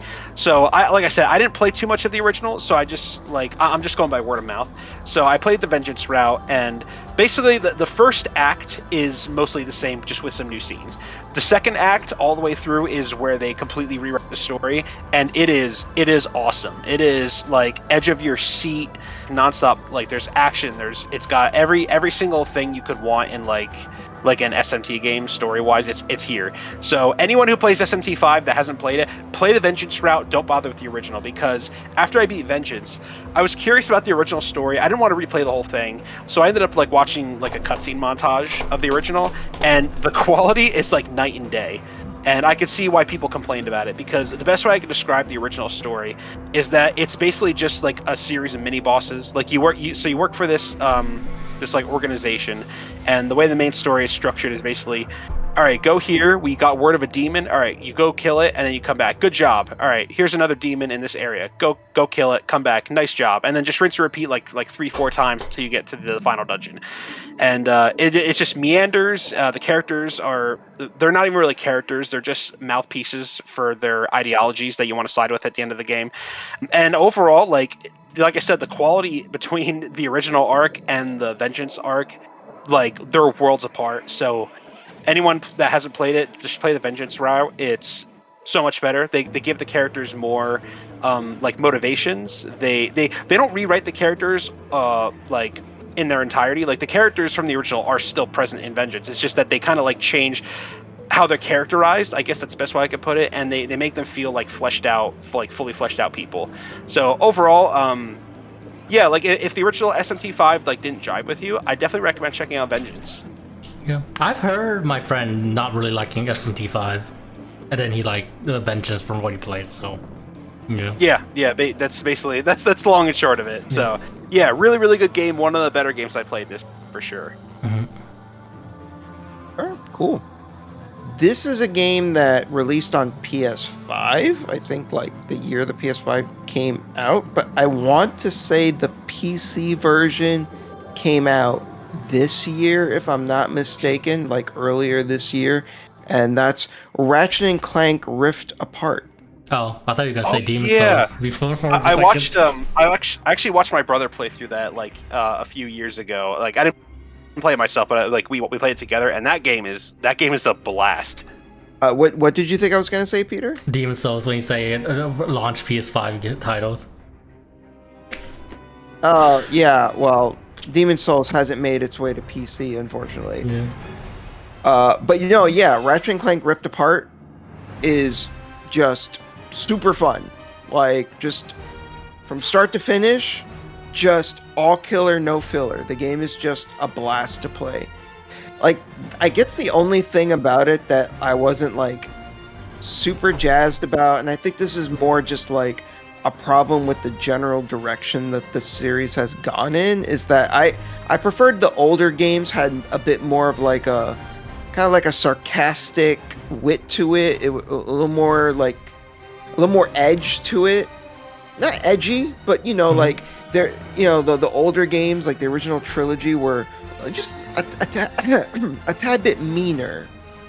Okay. Yeah, it teeters on not like adult comedy necessarily, but like that more like, I guess, not maturity, but yeah, I think I'm trying to say it's got that, like you said, it's got that edge to it. That's kind of the best way to put it. Yeah, the 90s edge, as they say. Yeah, it's got that 90s edge. And then sometime during the PS3 era to now, they've just been like sanding it down until we've gotten to this point where there's no edge left at all, which isn't like inherently a bad thing, I guess, but like, at least for me personally, I don't know, I just preferred when the series had like that more sardonic wit to it, where it was more willing to like be kind of sarcastic and to be funny in a way that was not just like goofy and silly. That aside, the game is still great. Like, it's a beautiful looking game. Like, the game is absolutely gorgeous. And it's super fun to play. The platforming is great. All the different guns that you get are all super fun, super creative. Like that's the thing that at the end of the day, like, that's what I'm mainly here for when it comes to the Ratchet and Clank series. Like, I'm here to have fun. I'm here to have some cool platforming challenges and to mess around with cool guns. And if anything, I think the platforming in this game, in Rift Apart, is the best it's ever been in the whole series, because they added some much needed like maneuverability options. So they gave you like these boots that let you like warp dash around, and those also allow you to run on walls, and you can also like thrust around and just zip around places really quickly. Like, it's all of these added maneuverability options just expands the game's like toolkit so much, and it just makes you feel like you could do so much, and it makes the game just so much fucking fun to play. Like, I just, every time I played the game, I just had a blast. I was never not having a good time. So yeah, and that's all you could ask for in a Ratchet game, because when you get a Ratchet and Clank game, you kind of know exactly what you're getting to, and that's not even a bad thing. And then Rift Apart is just more of what I love about the series, and that's all I could ask for, No, yeah, pretty much. Story-wise, I thought it was okay, but whatever. That doesn't. Again, that's not why I'm there. I did kind of like the new character Rivet. Like, I thought she was interesting.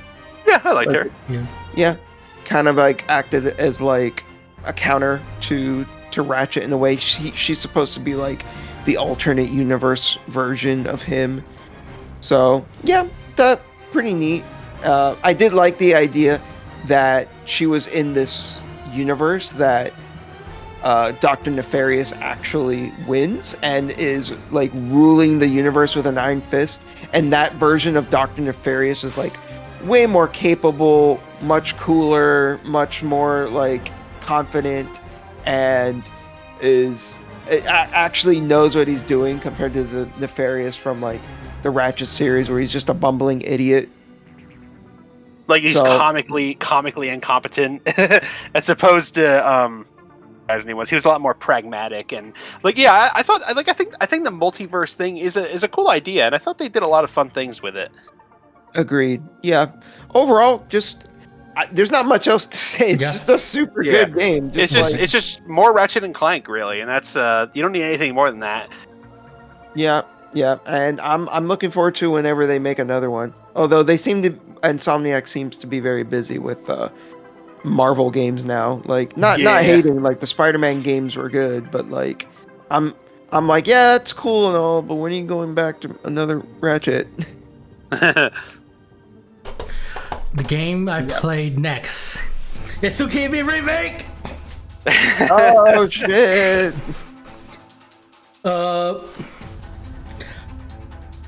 Like I think Tsukihime Remake is probably one of the most beautiful visual novels I played. Which is interesting considering the original Yeah. had such a grungy look to it. Like I felt like from Fate Stay Night and onward, I think like the visual novels type Moon and Nasu has made has been more cinematic ones, I feel. Yeah, they've definitely like kept upping their production value in that respect. Like it's still a visual novel, but the way how they play out their scenes and effects really makes it much more dynamic to read through, I think, and serves the story. And this is I was just gonna ask, with respect to this technically being half of the story, how do you feel it compares to the original? At least the content that we have so far. I do think it's a stronger version of the original, especially CLs. I think like the CL route in the Tsukihime Remake is leagues above the CL route in the original. Okay. I think the CL route was always the I don't know about you, but I always did feel like the CL route was the weakest in the original. So it looks like they probably acknowledged that. Yeah, like the CL route, I think is like the best route in the remake. Wow! Better than Arcwade's. Yeah, like Arcwade is still beautiful, but like I think they really did a good job of upping the quality of CL's route. That's interesting. Yeah, I especially think that they did a really great job with the music compared to the original, because the original had like 7 to 10 tracks in it. That repeated. Yeah, it did.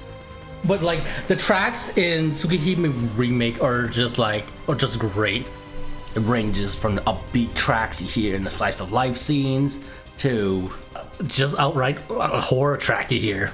Like there's one track that just feels like from a horror game, like Silent Hill or something. And then you got these great atmospheric tracks that's just hauntingly beautiful, like Arkwood's theme. I think Arkwood's theme is so apt for the Ark's more true ancestor side, with feeling alien yet beautiful at the same time, and it fits her.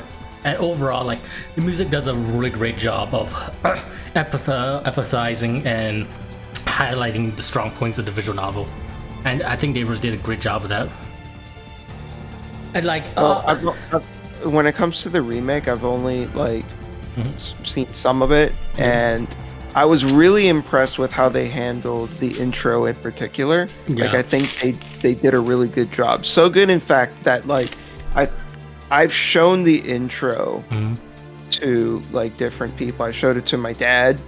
I showed it to like my cousin. I showed it to my sister. I was like, listen, just like I gave him the Switch controller. I was just like, I know you're just reading words on the screen. Trust me, just experience this real quick.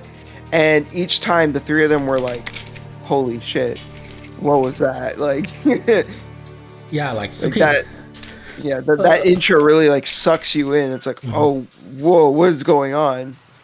It's a beautiful intro, and I think overall the Tsukihime Remake does know what it's doing with the story beats of the original and then amplifying it.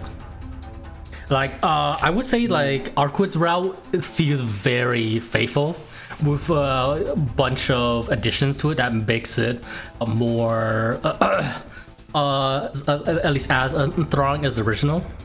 I'd say the most changes are in the CL route. It is like overall like this remake is still different from the original enough. I could see why some people might prefer the original.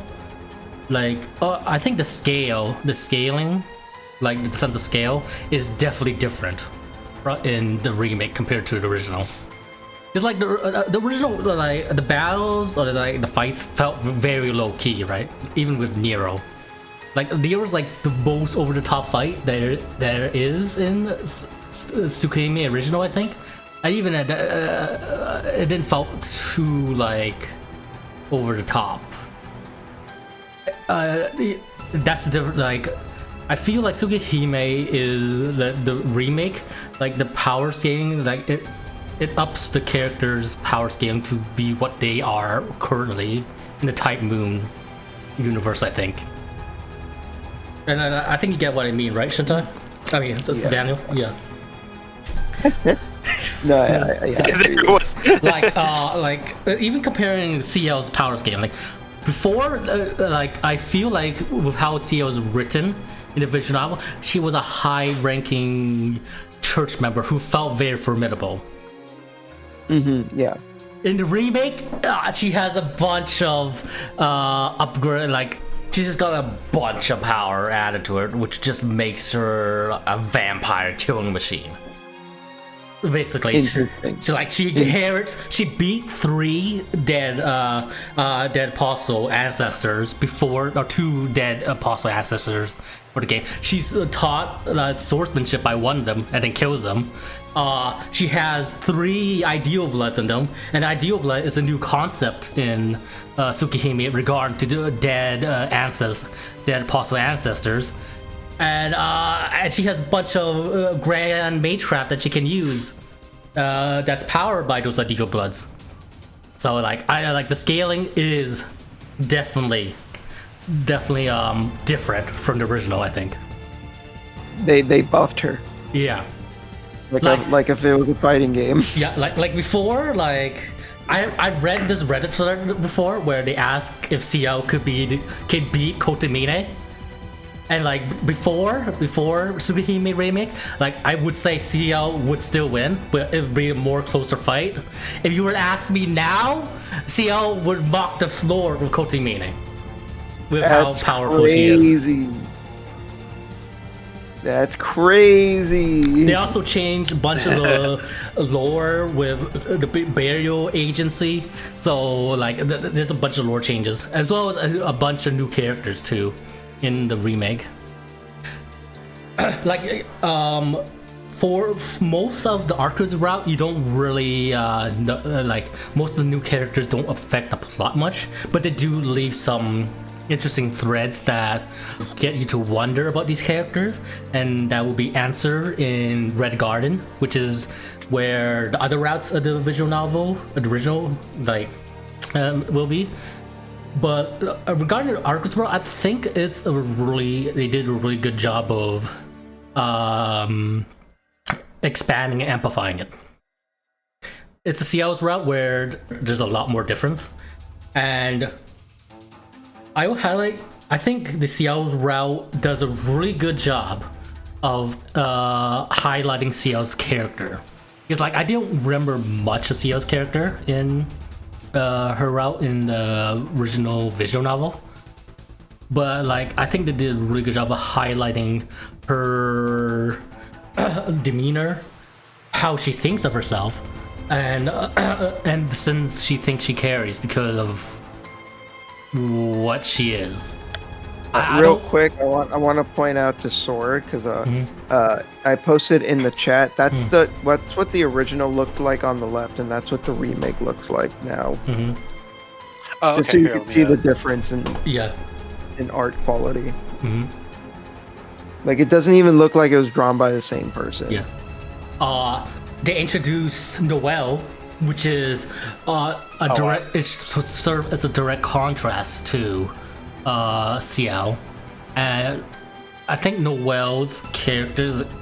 I think Noelle's one of the best characters in the game. But like, I say that knowing full well that she's. I'm wondering how much I should say since you haven't played through it yet. Like, let's just say that. Keep it on the down low. I'm sure. Yeah. Let's just say that Noelle isn't a good person. Okay. Yeah. You played Multi-Blood before, right? The Type Lumina? Not the story mode, but I have played the game. Yeah. Okay, like I'm not sure if you've seen any of the DLC characters. I think I have. Oh, okay. Possibly. Okay. But yeah, I think like Noelle is one of the more interesting characters, and I think overall like Tsukihime Remake has just like a very hauntingly beautiful story, and Nasu, you could really tell that Nasu's still great at creating horror like atmosphere in his writing. That horror atmosphere that you experience in the original Tsukihime and parts of his feel, it's here still in the remake, and it's still as strong as ever, maybe even better. I think there's like some really off-kilter moments where it just makes you incredibly uncomfortable, especially as you read the thoughts of Shiki and what he's going through. And oh yeah, you were gonna say? No, I'm just saying like that's awesome. Like I can't wait to go through it myself, because the original Tsukihime is like one of my favorite visual novels. So to hear that the remake has really like knocked it out of the park, it's great to hear. Yeah, I especially think the way how they handled the inversion of Shiki is done wonderfully in this game. You really do feel him slowly like losing his mind, and I think they did a really good job of that in the CL's route. Like the only problem I might have with the visual novel is just 2 points. The first is the flowchart, because like Tsukihime Remake has a flowchart where you can go from to previous scenes in order to unlock other choices you can make. But the problem is like you can only go back in time. You can't go forward, so you have to actually still skip forward through, which is pretty annoying. And it's especially noticeable when you're playing the Fate Stay Night remaster, where you could just jump from scene to scene in the flowchart in that game. So hopefully yeah, that's weird. Yeah, hopefully they'll be able to change that in the Tsukihime Red Garden game. That's whenever we get that. I hope we get that within the next 5 years. But you know, yeah, for real. Yeah. The second issue is like I said, like the overall power scaling is different here, right? Yeah. I don't think it ever gets to the point where it derails the story, but like it reaches that point, I think, during the true ending route, because like unlike CL's good normal ending and true ending, the true ending and good ending is very different here. You don't really get a harem ending like you do in the CL's good ending route. Okay. Yeah. That's probably for the best. Yeah. What they do in there is incredibly cool. It is incredibly interesting. But like the power scaling is off the charts during the second half of the true ending. It's so off the chart. It feels like I'm reading Fate Grand Order Lost Belt chapters. And those chapters are about basically world-ending threats in those story chapters. World-ending threats? The original never got to that point. Yeah. That's fucking insane. It feels like that. It feels like that, at least. Okay. All right. I see what you mean. Yeah. That sounds pretty over the top for Tsukihime. Yeah.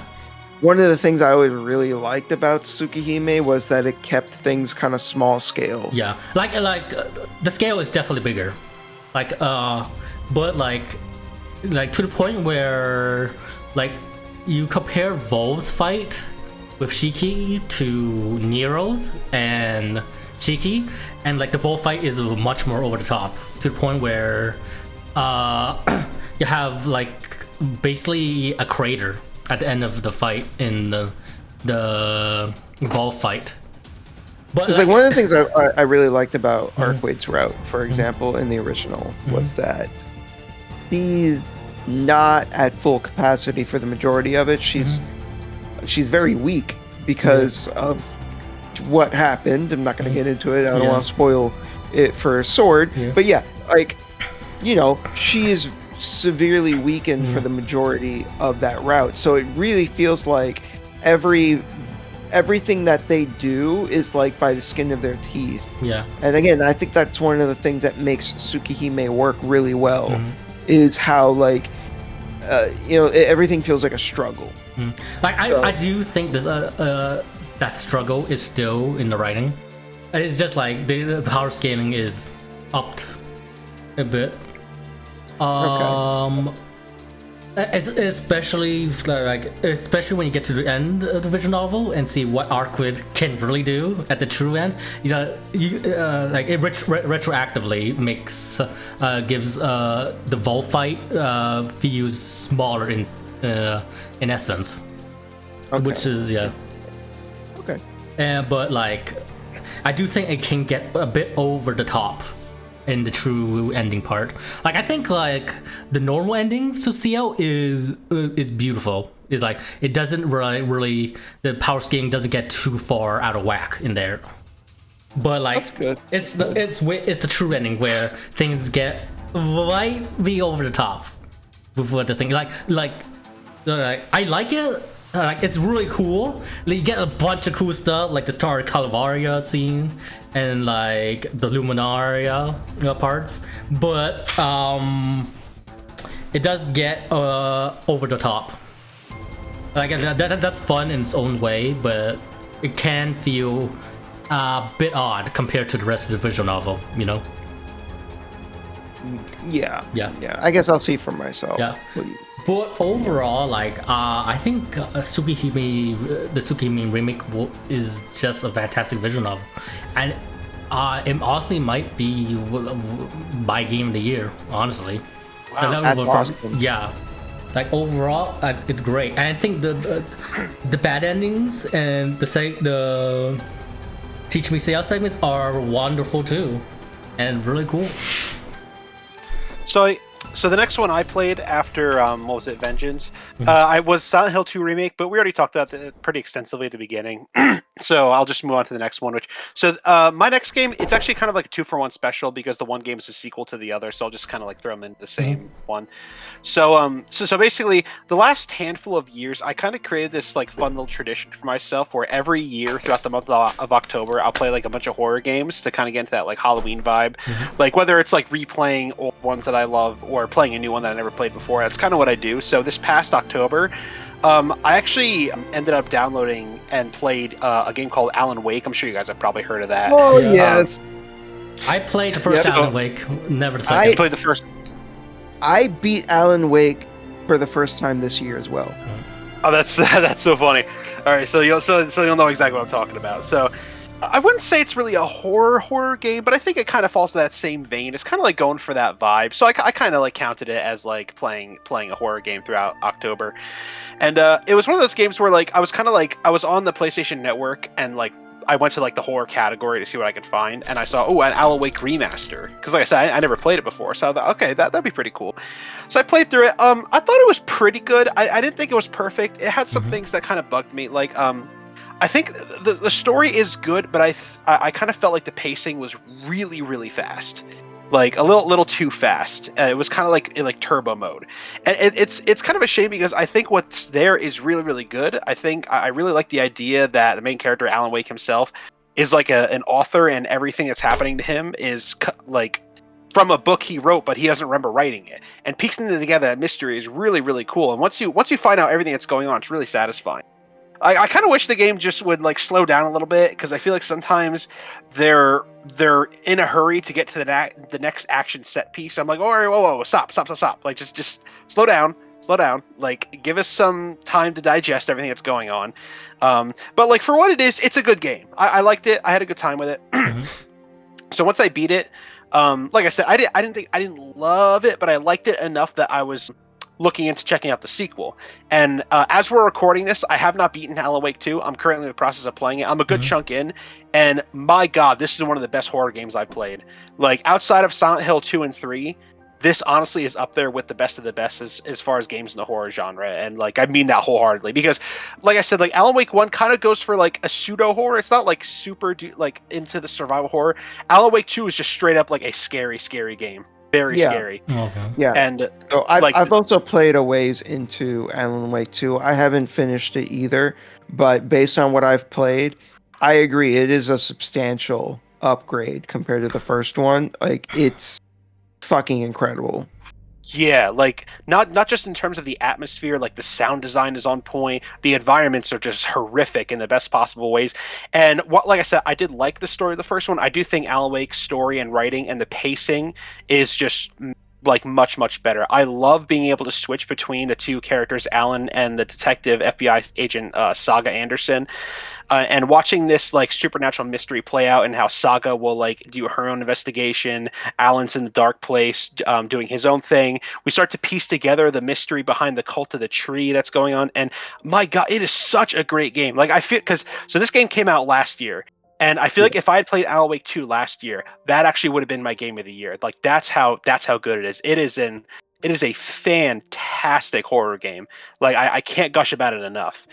And like I think the gameplay is improvement, the exploration. It's cool because Saga's chapters are a little bit more linear, whereas Alan's a little bit more open world, pseudo open world, in the sense that his chapters in the dark place are a lot more just open and allow you for room for more exploration.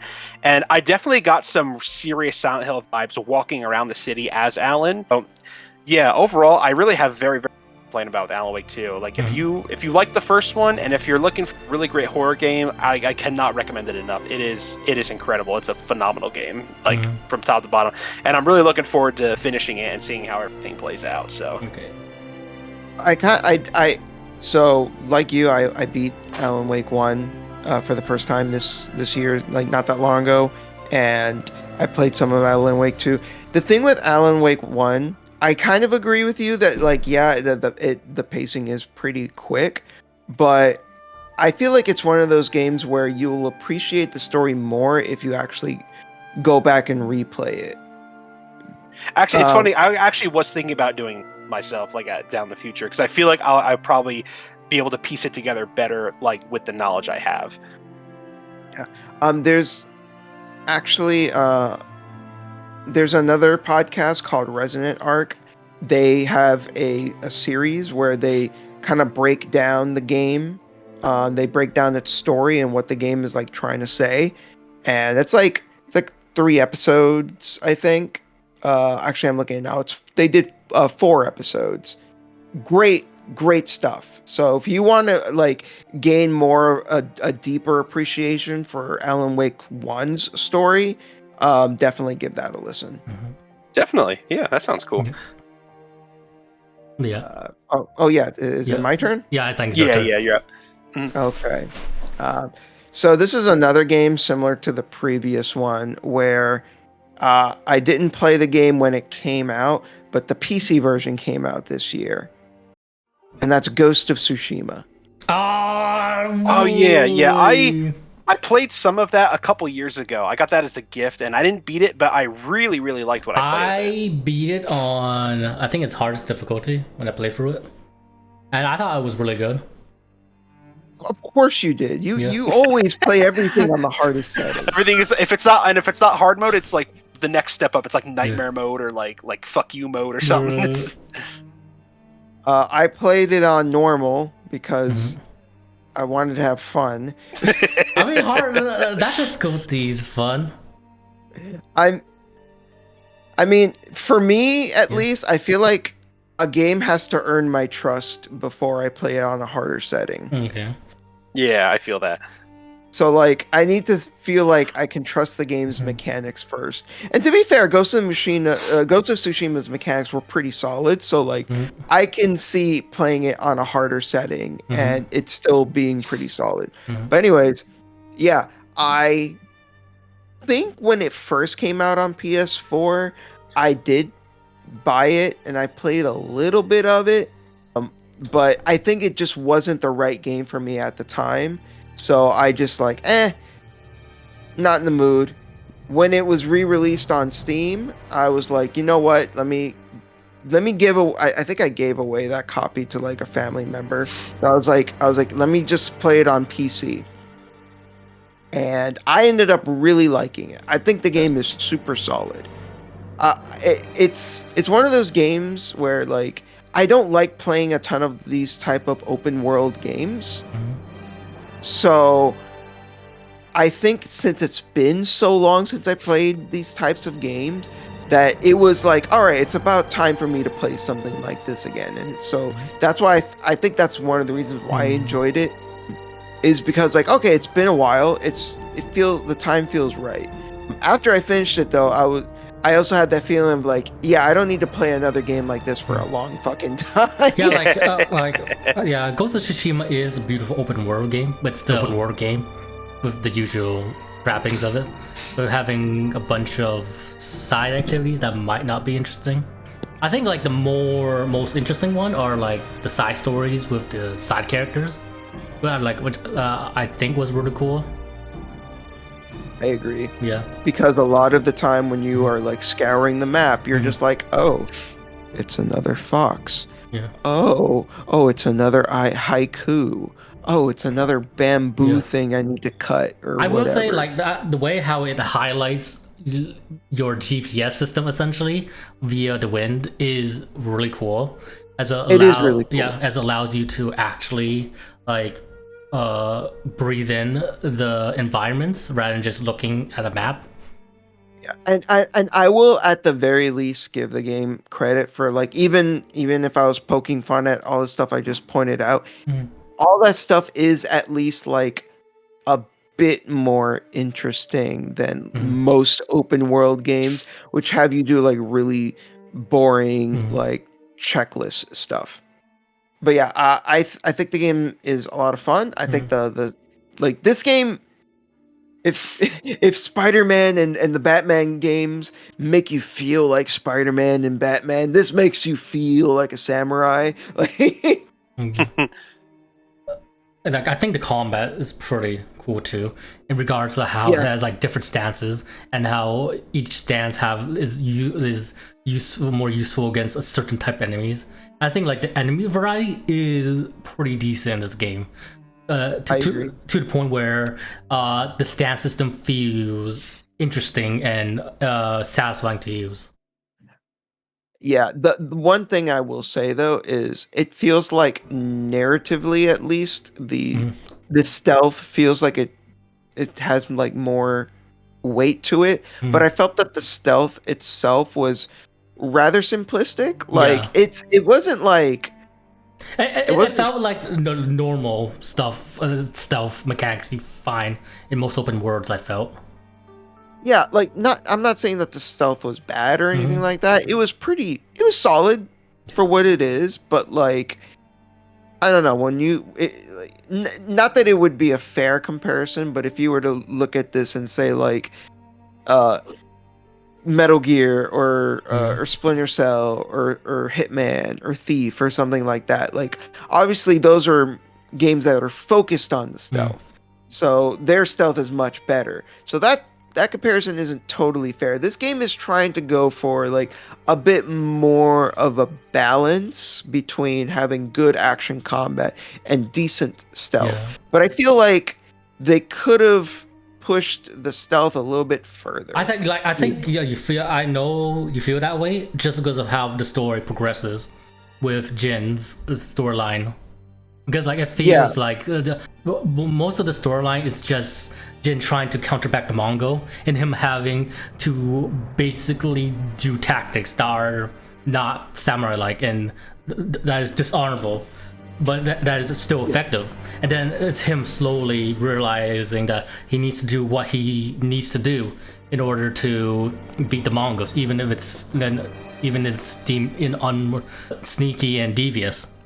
It's because of that dichotomy that you would think stuff would have bigger focus, but it doesn't. So it could feel odd. Right.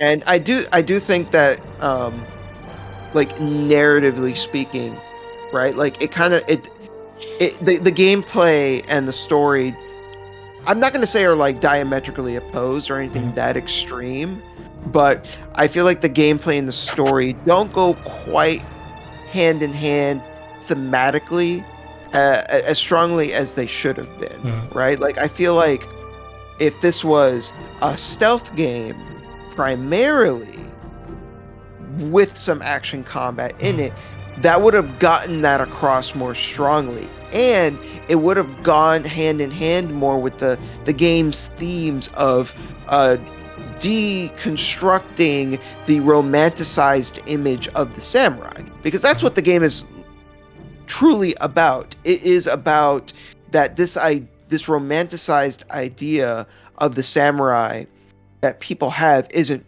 truly there. It's not real, right? Like the as much as the uncle wants to make it seem like being an honorable samurai is like the most important thing in blah blah blah, the reality is that the Mongols are this overwhelming force, and when it comes to war, there is no honor in war. Like, that's a ridiculous concept. That's a ridiculous notion, right? Like, these people are coming to take your land by force. You need to do what you can to push them back. And if they're fighting dirty and you're like trying to fight honorably, you're just gonna fucking die. So, again, if the game's gameplay had like been more consistent and cohesive with the narrative, like aspirations, I think that would have made for a stronger experience. That being said, the combat is still a lot of fun. Like, I'm not gonna sit here and lie to you and be like, oh, you know. Like I will say, like, this does feel more like a samurai game. Yeah, it is definitely more samurai than. And then they figure out what they want to do with the story afterwards, and then change it a bit to accommodate it. But the core game is still a samurai game. So yeah, and it looks like with the sequel that's coming out, like this, the chick is dual wielding katanas now, so it looks like they're gonna. I don't know. To me, that seems like they're gonna go even harder into the samurai, which, you know, cool. Like, if I get to like dual wield katanas in the sequel, I'm not gonna complain about that. Hey, that's a win in my book. I'll take heavier samurai if I get to dual wield katanas. Okay. That sounds pretty badass. Yeah. No, the sequel looks like it's gonna be cool. But overall, like, Ghost of Tsushima is really fun, and my complaints about the story, again, is primarily just that I felt like the gameplay could have done better to reinforce it. But the story on its own, I actually thought was really solid. I thought it was really well done, and I really liked the relationship between Jin and his uncle, and to see where that relationship goes. And the conflicts that occur between the two of them, like you feel like, especially since you've been playing as Jin, and particularly if you have been playing more sneakily, like, you'll definitely be more on Jin's side, because like you are seeing the Mongols in a way that your uncle hasn't. So when your uncle's like bitching about Jin, it's like, you need to be an honorable samurai, you know, you're like, fuck you. These Mongols gotta die. Like, it's I think it's good. I think it's really, really good. Of the like open world games that I've played, which is not, you know, especially in recent years, hasn't been that much. I used to play them more often back in like the 360 era, where there were like a dime a dozen. Yeah, like Bethesda games and things like that. Like Assassin's Creed. Yeah.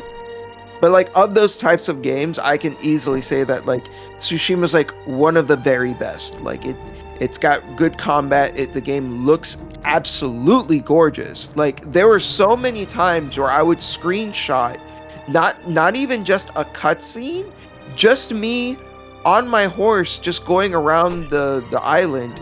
Just occasionally I would have like the game would just look picturesque.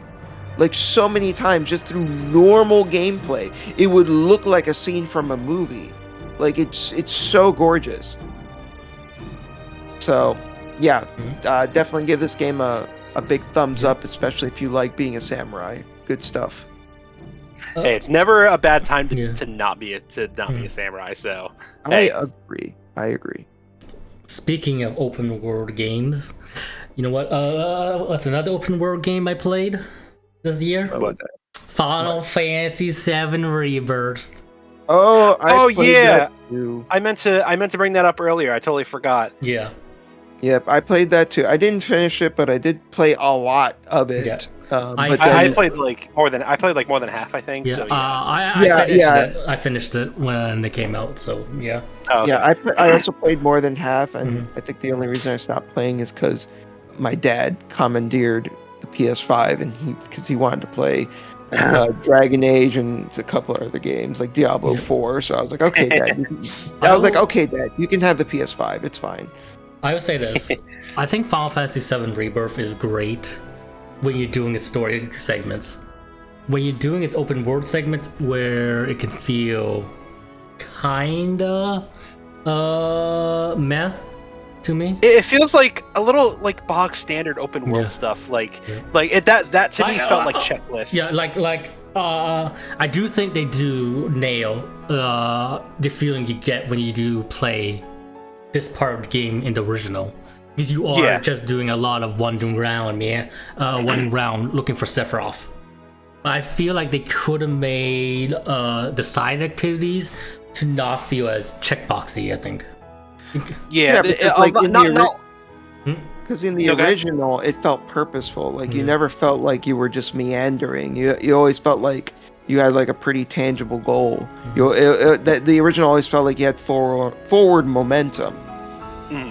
I was gonna say about the side activities. Not always, but a lot of them do feel like busy work. Definitely like very fetch questy, very. But it's like the antithesis to Ghost of Tsushima, because I didn't beat that game, but I did play some of it, and I like that one felt purposeful. Whereas in Rebirth, a lot of the side content I'm doing is just kind of like I'm doing it just for the rewards. I'm not doing it because there's anything substantial. Yeah, like I think the tower, life's spring. I know what you're talking about. Yeah, those are like elements that I can do without. I think the battle intel segments are interesting in that you have to beat them in a certain way, and that does make them somewhat interesting, I think. Yeah, I like those. Yeah, I thought they were cool.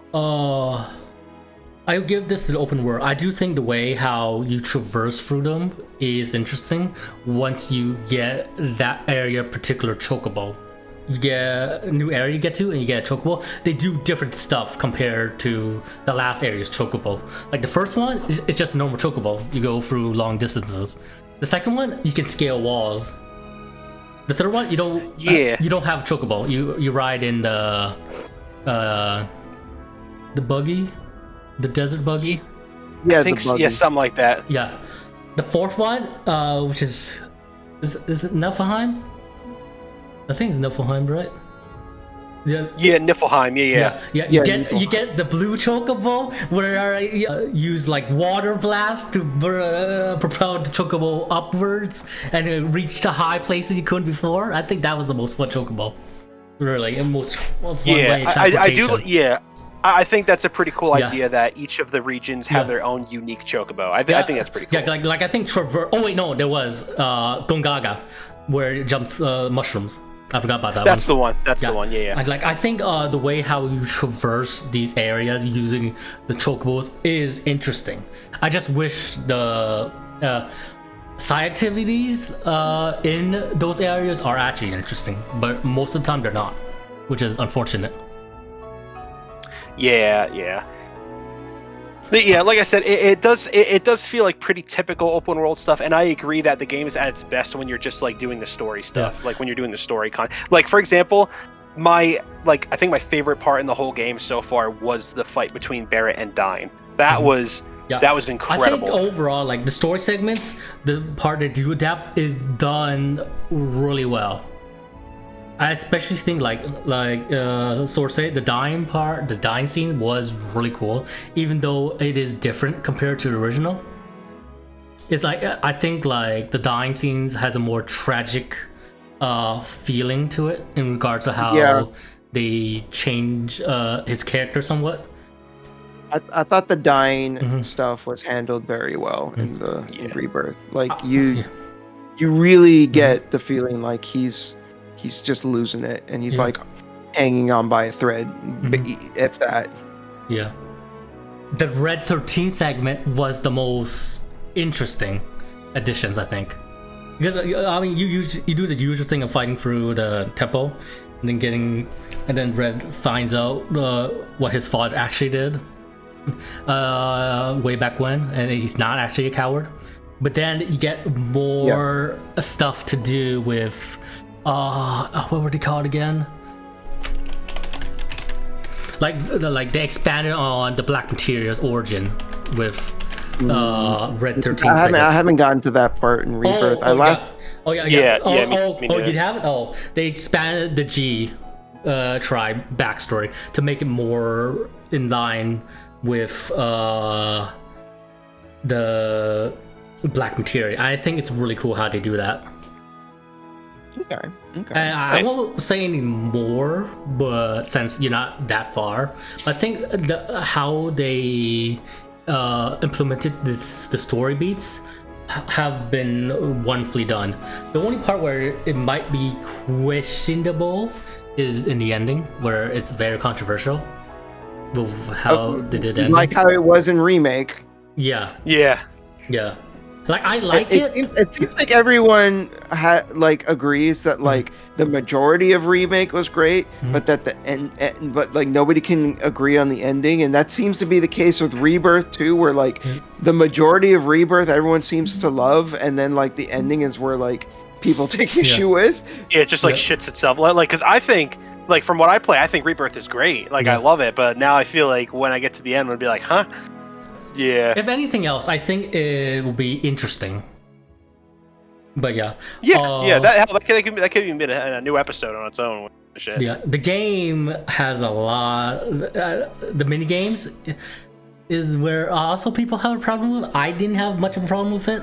It's pretty much like this in the original 7 when you go through these areas, but expanded. Yeah. So I feel like it's a little overkill. I feel like everything is a mini game. It's, and I felt the original I didn't think was as bad. In Rebirth, I feel like every single side quest, every single thing I'm doing, there's some kind of mini game, and it gets a little overkill to me. But I do want to say that I think the mini game Queen's Blood is fucking amazing. Phenomenal. It's awesome. I've heard it's one of the best card mini games in the series, and I'm inclined to agree. It's a really addicting card game. I could not believe how much I loved Queen's Blood. It could be sold as its own game, and I'd be tempted to buy it. I wouldn't even hesitate. I'd be like, buy delivery, day of delivery. I wouldn't even hesitate. And honestly, because for the longest time, Triple Triad was the king of minigames in Final Fantasy. You know what? I want them to port this card game to Final Fantasy 14.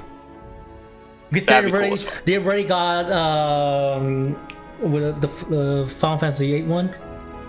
Triple Triad? Yeah, they already have Triple Triad in Final Fantasy 14. Do they? That's cool. They do. They also have I thought the music in Final Fantasy 7 Rebirth is phenomenal, and there's so much of it.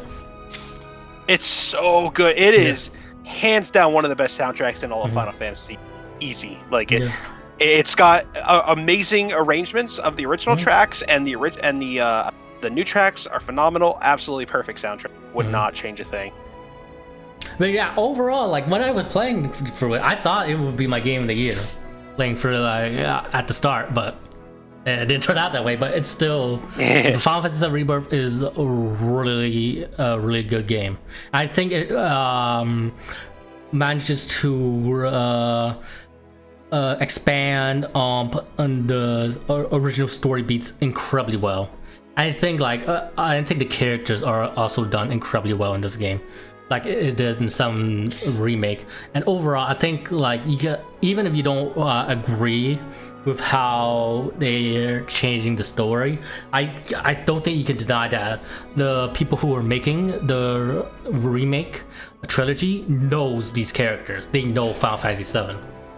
Oh yeah, they're the characters that we that we love, but they're expanded upon, and Like I love Barrett more than I did in the original. I love Aerith more. Even Kate Sith, the character who I honestly couldn't stand, I've come around to in Rebirth. So what are your thoughts on the combat in this, Daniel? Since I remember you not liking the combat of 7 Remake much.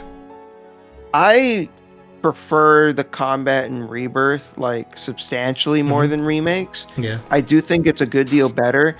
It's not perfect. I do wish that they would. There's still a couple hang-ups that I have with the combat. I kind of wish they would still push it more into the action realm. Like, I'm not expecting it to be Ninja Gaiden or Devil May Cry necessarily, but like, I just wish that there was. One thing I wish more that we have more of is shortcuts.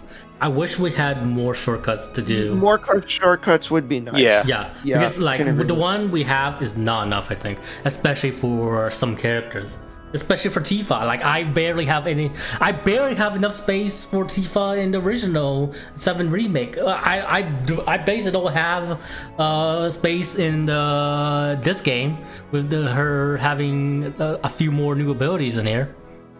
And then like, let me put it to you like this. We can all agree. I mean, we've seen it before. You can beat a Devil May Cry game without taking a hit. Yeah. You can. Do you think? You can do that? Do you think you can do that in Rebirth? Not really. Especially not. Yeah. That's my point. Where like the game is way more fun and the mechanics are a lot better, but they're not quite tight enough where you can pull off something like that. I think they still want to give that feeling of the ATB system, in the combat still. Yeah, I feel like it's trying to like more so maintain its RPG roots. Yeah. Like I don't know, like it's obviously a fast-paced action game. I don't know if it's quite going for like that high octane Devil May Cry, but I see what you mean too, though. At the same time, but I think I know what he means. Like if it was more like Tales, then it probably. Yeah, I was literally about to say, like in Tales of Graces, which is coming out again. It's the remaster in January. In Tales of Graces, you could 100% beat that game without getting hit. Now, granted, that would be extremely fucking difficult. Yeah. But if you're good enough, you can pull it off. Yeah. And maybe there is a way to beat Rebirth without taking a hit. But like, I think you would at least agree that like doing it in Graces is way more feasible than it would be in Rebirth. Yeah, I like it feels more feasible and more satisfying, interesting in like Graces, because like the defensive mechanic is tied to that. Rather, like there's not much defensive things you can do in here except like guarding and parrying, which is just guarding with an attack. Yeah. I will say though, I do really love that they added perfect parries in Rebirth. That was fucking great. Like I really enjoyed that. Yeah. I also like how they like encourage you to switch around characters and use their abilities in order to get you to use the synergy abilities. I think it's really cool how it's encouraging you to use different party members throughout the battle, so you can unleash more powerful abilities that these characters are doing together. I think synergies are great. Yeah. I love synergies. I think they're a great idea, and they add more depth to the combat. They make you feel. They also just make you feel more powerful when you see like the characters doing these really flashy. Over the top attacks. Like it's fucking awesome. Yeah, I do think the requirements for limit break level 3 might be a tad overkill given the duration of a normal battle, or even like a boss battle. Like sometimes you won't build it up to limit break level 3, which is unfortunate, but But overall, like I really like the combat in 7 Rebirth. It's a definite improvement above Remake. It is a huge improvement over remakes. I thought remakes was kind of clunky and not super satisfying. Like sometimes it was fun, but like in Rebirth, it really felt like they're like, okay, let's really juice it. Let's take things up a notch. I also think I also think they made some of the characters are a lot more fun. Like, I think Cloud and T4 still remains relatively the same, which are great because they're the two best characters to use in Remake. But I think like Air definitely got an upgrade with Verseria, which makes her a lot more fun to use offensively. I found Cloud a lot more fun in Remake. Yeah. I mean, in Rebirth. I'm sorry. I thought Rebirth. I thought he was way better in Rebirth compared to Remake. Yeah. He got. I think he's really interesting to use once you get more of his aerial abilities too. And that's another thing. The aerial combat in Rebirth is such a huge improvement. It sucked in Remake. Yeah, that was horrible in Remake. That was one of the worst defenders of the combat. Yeah. Yeah, I was like, just the fact that you could dodge in midair and like send out projectiles with like the sword beams and stuff. I was like, thank God. Oh my, it's so much better. Red 15 is really fun to use too, and Kate Civ is. Kate Civ is Kate Civ. Kate Civ is unique. Yeah. I think that's all I have to say about Rebirth. Overall, I think it's great, and I will say like its story, at least the ending, it will like how good it is will depend on how the third game goes. Hopefully it turns out well, but you know. Yeah, we won't know until we see it. Yeah. But yeah. Gotta wait and see. The next one, this is actually the most recent game I played and beat, was Stellar Blade. I don't know if either of you guys played that. I haven't played it. Not that much. I've only known it from Twitter.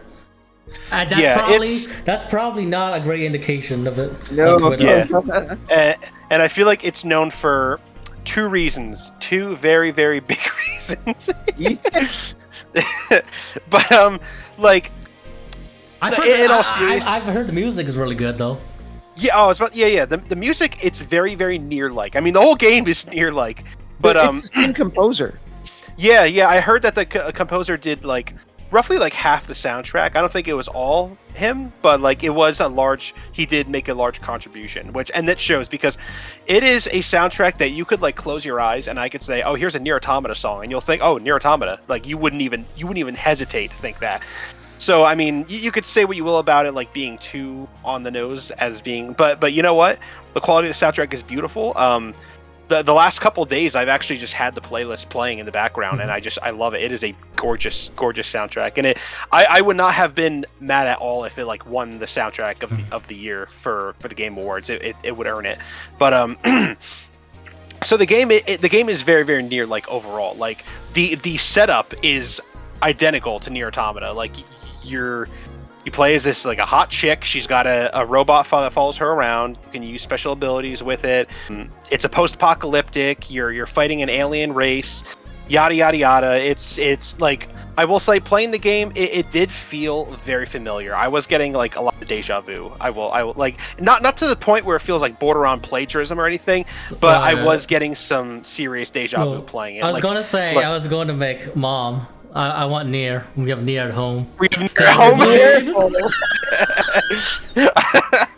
I think the exact joke I was thinking of.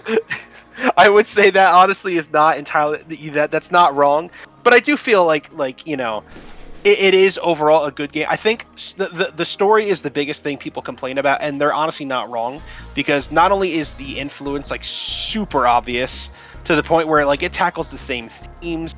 The like, you know, this mysterious alien creature race that you're fighting, you know, they have like a backstory, and when you find out what they are, and by the time you get to the end of the game, everything turns out to not be black and white. It's very gray. Like everything just felt very, very familiar. And not that like obviously inspiration isn't a bad thing, but like I'm like, yeah, I feel like I've played this game before somewhere. And I feel like another issue with the writing was how it was told, because I noticed that a lot of the story is kind of told through like data logs and like notes you find. Like it's how people complain about like Final Fantasy 14 with everything's in the data logs. That's Stellar Blade. Like everything, like the big story like bits, the biggest pieces of lore are all in text logs and things like that. And the game acts like you'll get to a cutscene and it acts like you've read everything and haven't missed anything. Like there was it's not a great story or anything, but just I won't spoil it regardless. But there is like a twist villain like near the end of the game, and like this character's entire backstory is told in data logs. And I'm like, this character has so much potential with how tragic they are, and the game is like trying so fucking hard to get me to care, and I just did not care because everything is in the data log. And I'm like, you're just telling me backstory in text, and then like the emotional impact is just not there. So like I feel like it had potential, it could have worked, but overall it didn't hit. Mm-hmm. But I think where Stellar Blade really shines is in the combat. It is definitely a very, very fun action game. It does feel a little Souls-like, sort of, in how it's kind of structured with the linear levels, at least. But the game has like two parts. There are the linear sections, and then there's like this open world section. The open world's fine. It's not great. Pretty bog standard. But I do really love like how during the contained levels and the linear levels, how like the enemies are placed and how all the enemies are different. They all have different fighting patterns. You have skill trees to get your main character new moves, and then by the time you get to the end of the game, like you're just pulling off all kinds of like crazy combos. You have like it starts off very simple, but once you start getting like to have beta moves and then burst moves, like special attacks that you can get that are mapped to the shoulder buttons. Eve is her name. She's very responsive, like with all her attacks. You can cancel out of combos. Overall, everything in an action you want, it's here. You could definitely do a no-hit run, and that's definitely Stellar Blade if you are skilled enough to do that.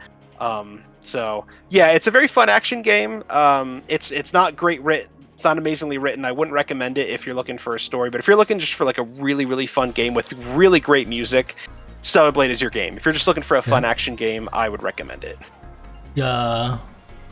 Okay. I also know the game as being developed by the same people who made Nikke. God's Victory Gacha game. Yeah, it is. I was very surprised to hear that. That's weird. That's the game where you play as the girls with the big butts and they shoot. Yes. They hide behind cover, and every time they shoot, their butts jiggle. Yes. I haven't played it, but I've heard of it. Well, given the developer, played it either. It's just what I've heard. Apparently, given their history, the design of the main character, Stellar Blade, checks out. Then. All right. Have you guys heard of a game called The Coffin of Andy and Leyley? No, that doesn't ring any bells. Is that the twin one? Is that the story with the twins? They're not twins, no. Oh, no, that is something different. They are brother and sister, though. Oh, wait, the brother and sister one. Yeah. Maybe I heard of it. Is that this game, the reason why I picked this game up was because when this game was first making the rounds, this game technically came out last year. Yeah. But it caused a big shitstorm. Like, is that the game where people were mad at it because it has like incest in it or something? Kind of. That is why people were mad about it. Yes. Yeah. So let me address that right here and right now, because the way that people would talk about this game and the way they got upset about it, you would think half this game was just like a sex scene of the brother and sister, like they were just like constantly fucking. Not true. Not true. Absolutely not true. That does this game such a disservice. The Coffin of Andy and Leyley is like an RPG Maker type game without any combat.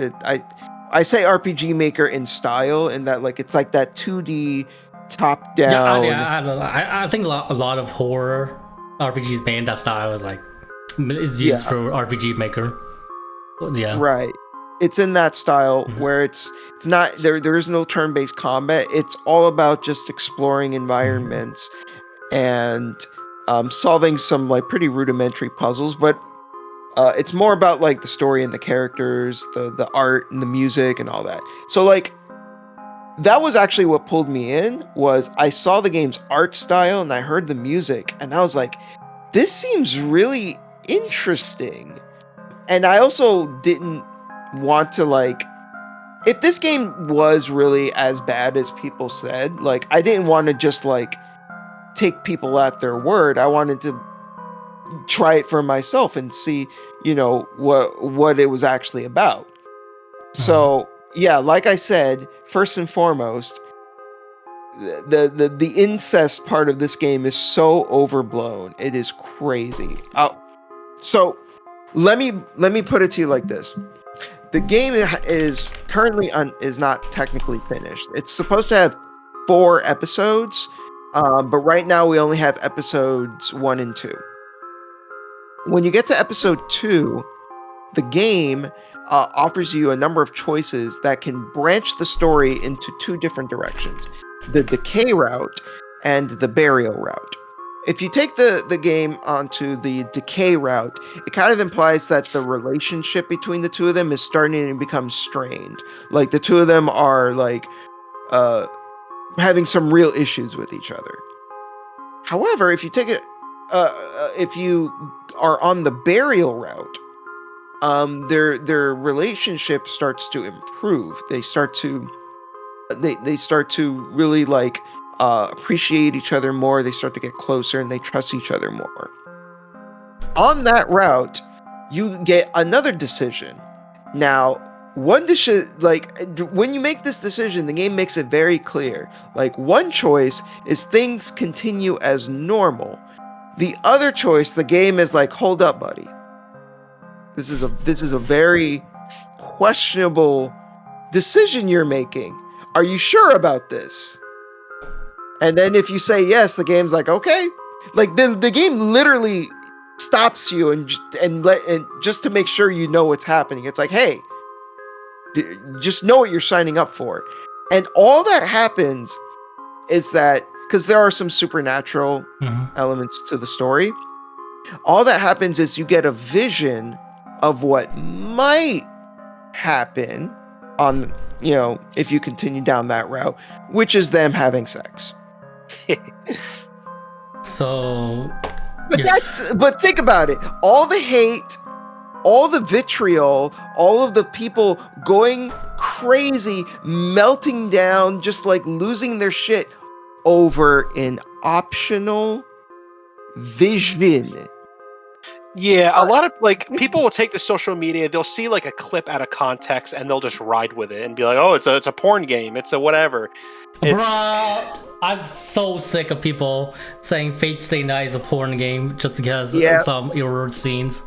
Or a Katawa Shoujo is the hentai or whatever. Imagine people actually read Tsukihime Remake. You can take so many scenes out of context. But my point is that like if you want this to be the quote unquote incest game, it's actually your own fault if you let it go down that route. You have to first get the story route that makes that even happen. And if you do, the game still gives you an out. The game still lets you make it so that they don't end up that way. And again, even when you do, even if you're like, yes, give me the incest, nothing technically happens. It's a vision. It's not real. And actually, you see a vision earlier in the game, and you're actually able to make it so that vision doesn't happen. So you can actually subvert what happens. So now that, what was that? So you're saying it's not like Yo Saga no Sora? Damn. No, it is not. No, it is not. I forgot about that. I had not thought about that shitty anime in a very long time. It's been years since I thought of it. I forgot the name of it. I looked it up just for that joke. Wow, I Uh, completely forgot about that. I'm So getting some anyways, PTSD. getting all that fucking stupid incest horseshit out of the way, that's not what makes this game interesting. That's not even what makes this game interesting. What makes this game interesting is one, the art style is really good. The music is really unique and incredible. And the story is really interesting. Not just the story, but these characters are really interesting. Their dialogue is great. They're always like bantering with each other. They're like arguing with each other. The arguments feel like really raw and real. Like, you know, that they have like a fucked up past, and I don't want to get into too many details, but like they have a fucked up past with each other. Like they, you know, that they're trying to cover up, and these two know each other so well. Particularly Ashley, she like will keep poking and prodding at her brother Andrew, and like will keep doing things that she knows just like gets under his skin, and she like is always just like giving him shit. But then she also knows how to get him on her side, and to get him to do what she wants him to do, because at the end of the day she wants to have control over him, and that's what makes things really interesting, is when you figure out like, oh, she's actually just a really manipulative bitch that still does genuinely care about her brother. So they have this really toxic relationship, because like he's kind of like a doormat, and he like bends over backwards for her all the time, but he also has his own breaking points where he gets tired of her shit and lashes out at her. Like it's interesting. It is honestly, going through the game is a trip, and it's like there's so much more interesting stuff that goes on in the game that has nothing to do with the fucking incest. It is just a really well-written game with a unique art style and great music. Sounds interesting. Give it a shot. Yeah, that sounds really interesting. It's really fucking good, and it's also not very long right now, because technically only half the game exists. We're still waiting for chapters 3 and 4 to drop. Oh, okay. But yeah, Coffin of Andy and Leyley, give it a shot. Okay. It's really good. Yeah, Also, the you told me. Also, the mom is really cute. We I'm just saying their mom, for whatever reason, like their mom just looks really cute. Everybody loves a good MILF in a game. The next game you're gonna talk about is Metaphor, isn't it, Sword?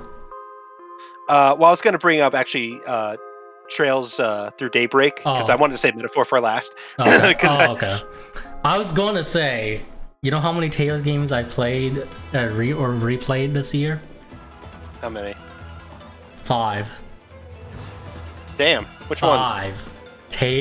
Like I like last year I played through to Zestiria 2.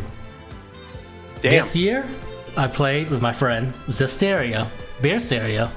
Went back to Phantasia to start the 2D games, Eternia, and then we finished it out with Legendia before we started the Fate Stay Night visual novel. It was pretty interesting replaying and playing these games for the first time. Zestiria is not very popular, that's for sure. When it's bad, man, it's bad. Like, Zestiria fucking sucks. That cameraman, camera, the drunken cameraman in battle. Okayed that camera in that game. Which is funny, because like when you're out in the open world, it's fine. There's nothing wrong with it. But like, when you get to the corridors, and then like it's especially a problem. Like even outside, like you know, Sergei, the fight with Sergei. There's a part. There's a part in that fight where the camera freaks out because of a tree. But yeah. That game needed more time to cook in the action. And the combat feels so limiting. Because like it does feel like a much slower version of Grace's. You can barely do any arts. The only way you can upgrade them is using the BG gauge, but you would need that BG gauge to use Artemization. So like, and the whole game does gets you to just use armorization, which already doesn't have that many moves to play around with, which makes it feel boring to you do. Which is ironic because armorization was clearly meant to be like the big, awesome, badass, like, you know, thing, and then it ends up being the most like whatever mechanic. I mean, ironically enough. I mean, it's the old. With how the game is set up, it's the only, like, armorization is the only thing you can do against some of these bot enemies. Just because, like, you like, especially in some areas where you can't see them, so the only way to do them is to hit them with an AOE skill from armorization. It genuinely feels like if you're not armatized, like you're just wasting your time. Like, I feel like I might have accepted armorization if there was a good utilization of you being in normal mode. But there's not. Yeah, because the it doesn't take any effort really to get the boost gauge up to even use it. So it doesn't. There's no reason not to.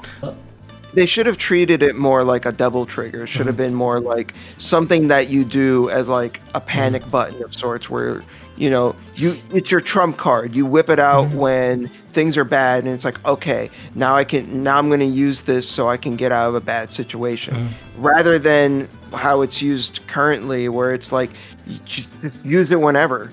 Yeah, you'll get it back really quick anyway. So it makes it feel like all the main party members feels gimped, because like the whole game is based around armorization, which is unfortunate, because like you do got some characters that looks interesting to play as, like Zavid with his like pendulum,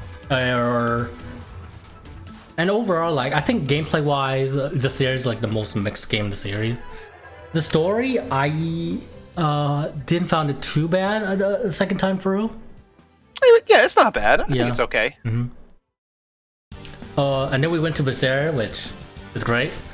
Magnitude's better. It's not even. It's a landslide. Yeah, Berseria, it's so fucking good. Yeah. Like, the setting is good, great. The characters are great. Like, I think Berseria has like the best cast of characters. They're the most individualistic and interesting, at least to me. They're definitely top tier Tales casts for sure. And like, honestly, in my opinion, Berseria for me is the best written Tales game since Abyss. Like, I haven't had they're.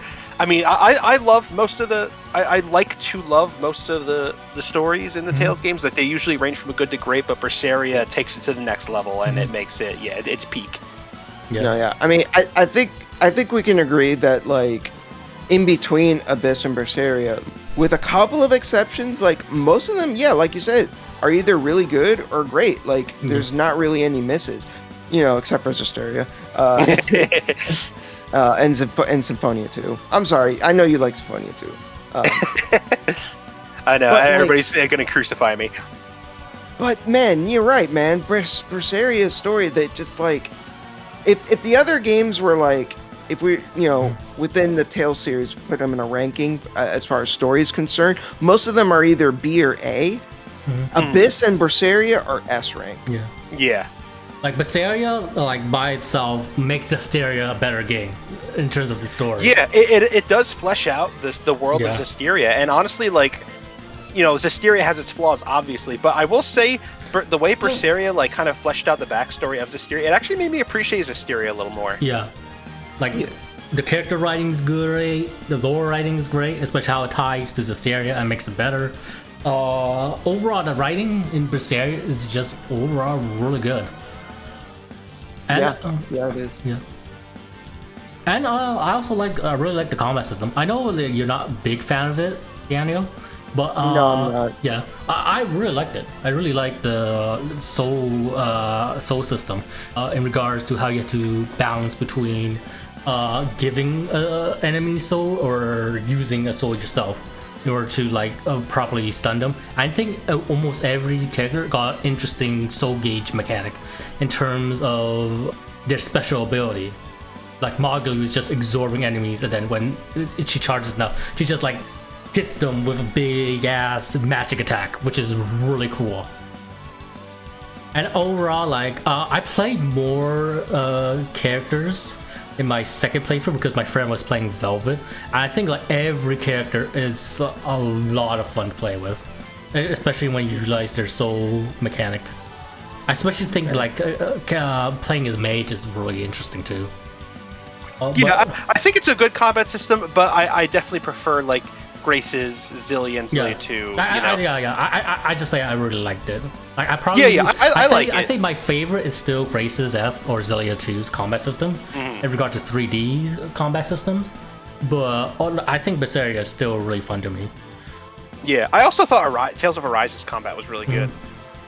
Then after we beat Berseria and all the post-game content, because we did that too, we skipped the post-game content for Zestiria since it couldn't be bothered. Couldn't be bothered. Then we did Tales of Phantasia, which is interesting. This is my first time beating it. I think it's a really charming game.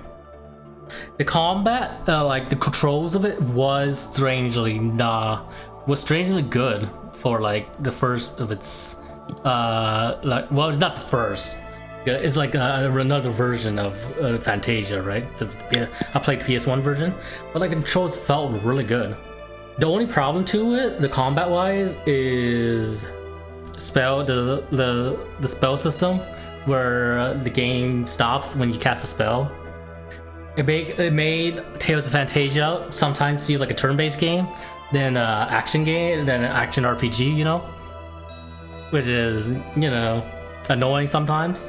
Overall, but I think there's a lot of neat stuff in its combat. I think like every character feels very unique and interesting to use somewhat. I especially think like some of the accessories you can use is pretty interesting. Like you got an item that can turn your moves into fighting game inputs, which is really cool. Nice. I really want to play Phantasia, but and I think the ending is like the most interesting aspect of like one of the more interesting aspect of the game. It's like it builds. Here's hoping with the the remaster project that they're doing that they bring back Phantasia. Yeah. They did say in the recent live stream that they are looking at 2D titles, that they are trying to like come up with something to not just remaster the 3D titles, but they do want to dip back to those older titles and see what they can do. But that'd be cool. Yeah. I also, what I would really like to see is, I don't know if I mentioned this before, but I would really like to see Tales of Innocence make its way over here, because I did, I emulated it with a patch. It was the DS version, not the remake on Vita, and I didn't play all of it because I ended up getting a new PC, and then it wasn't compatible with my current PC, so I ended up not finishing the game. I got like slightly more than halfway through in it. And like I know that because whenever you go to the menu, there's like this little bar that tells you how far you are into the game. Kind of weird. I've never seen a Tales game do that before, but whatever.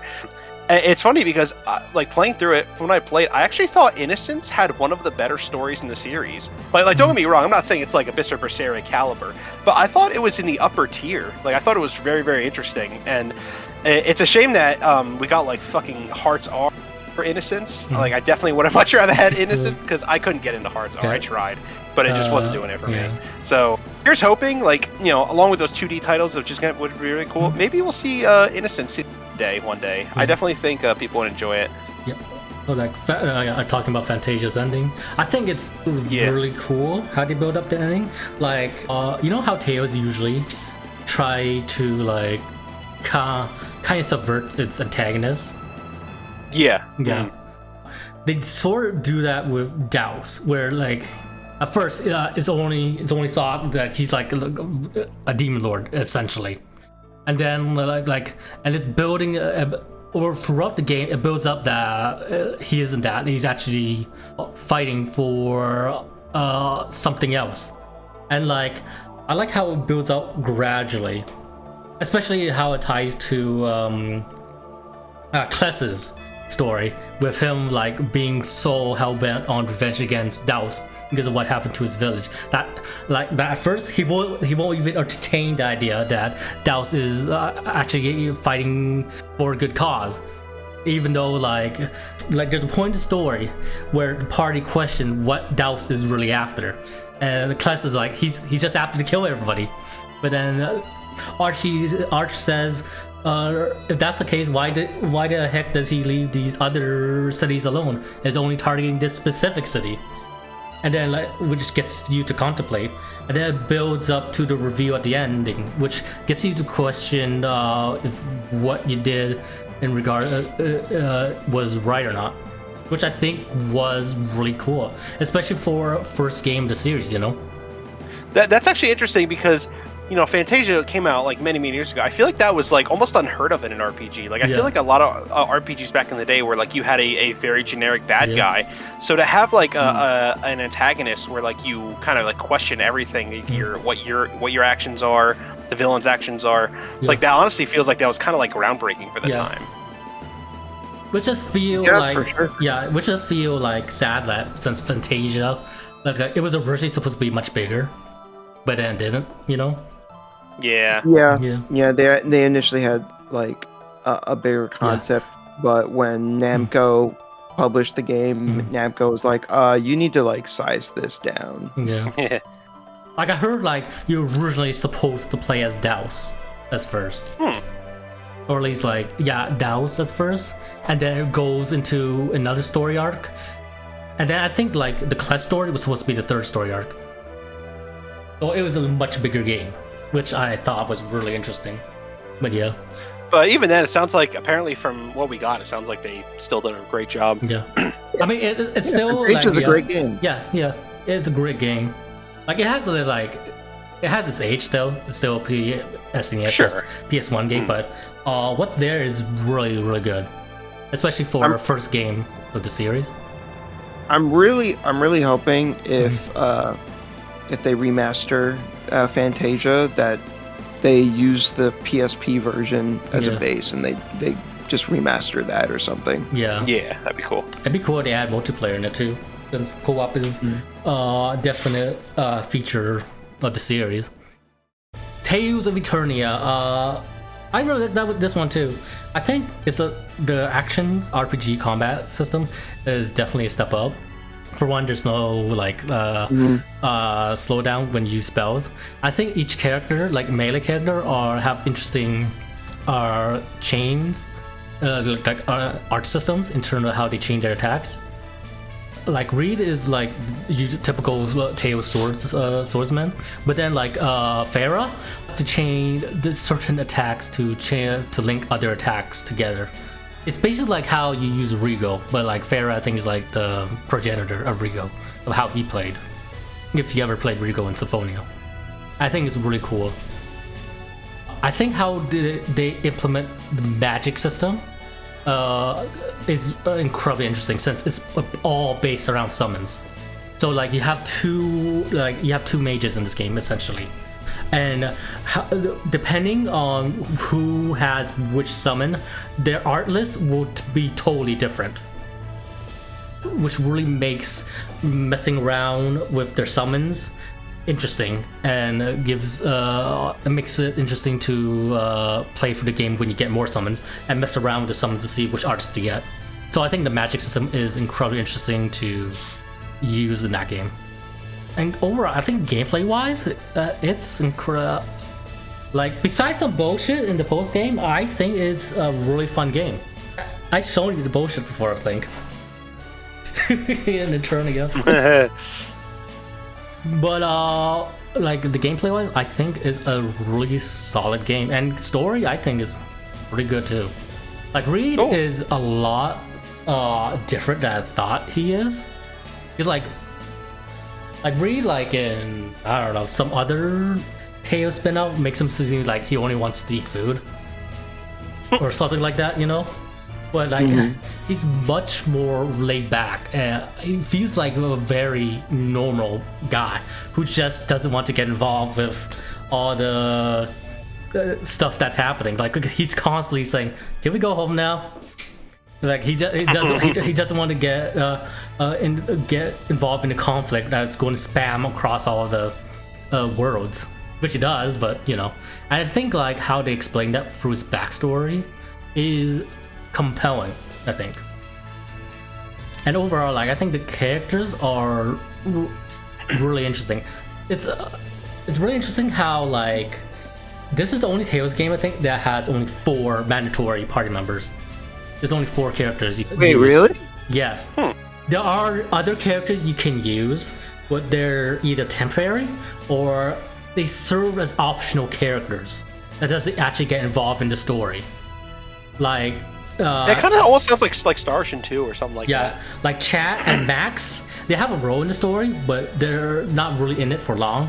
And when when their role in the story is done, you can just recruit them, and then you can play as them. But they don't really have any story presence in the main story afterwards. Oh, that's weird. Yeah. And especially Max's. Like you know what Max's main shtick is? He's like the leader of the rebellion. You know what his main shtick is? What?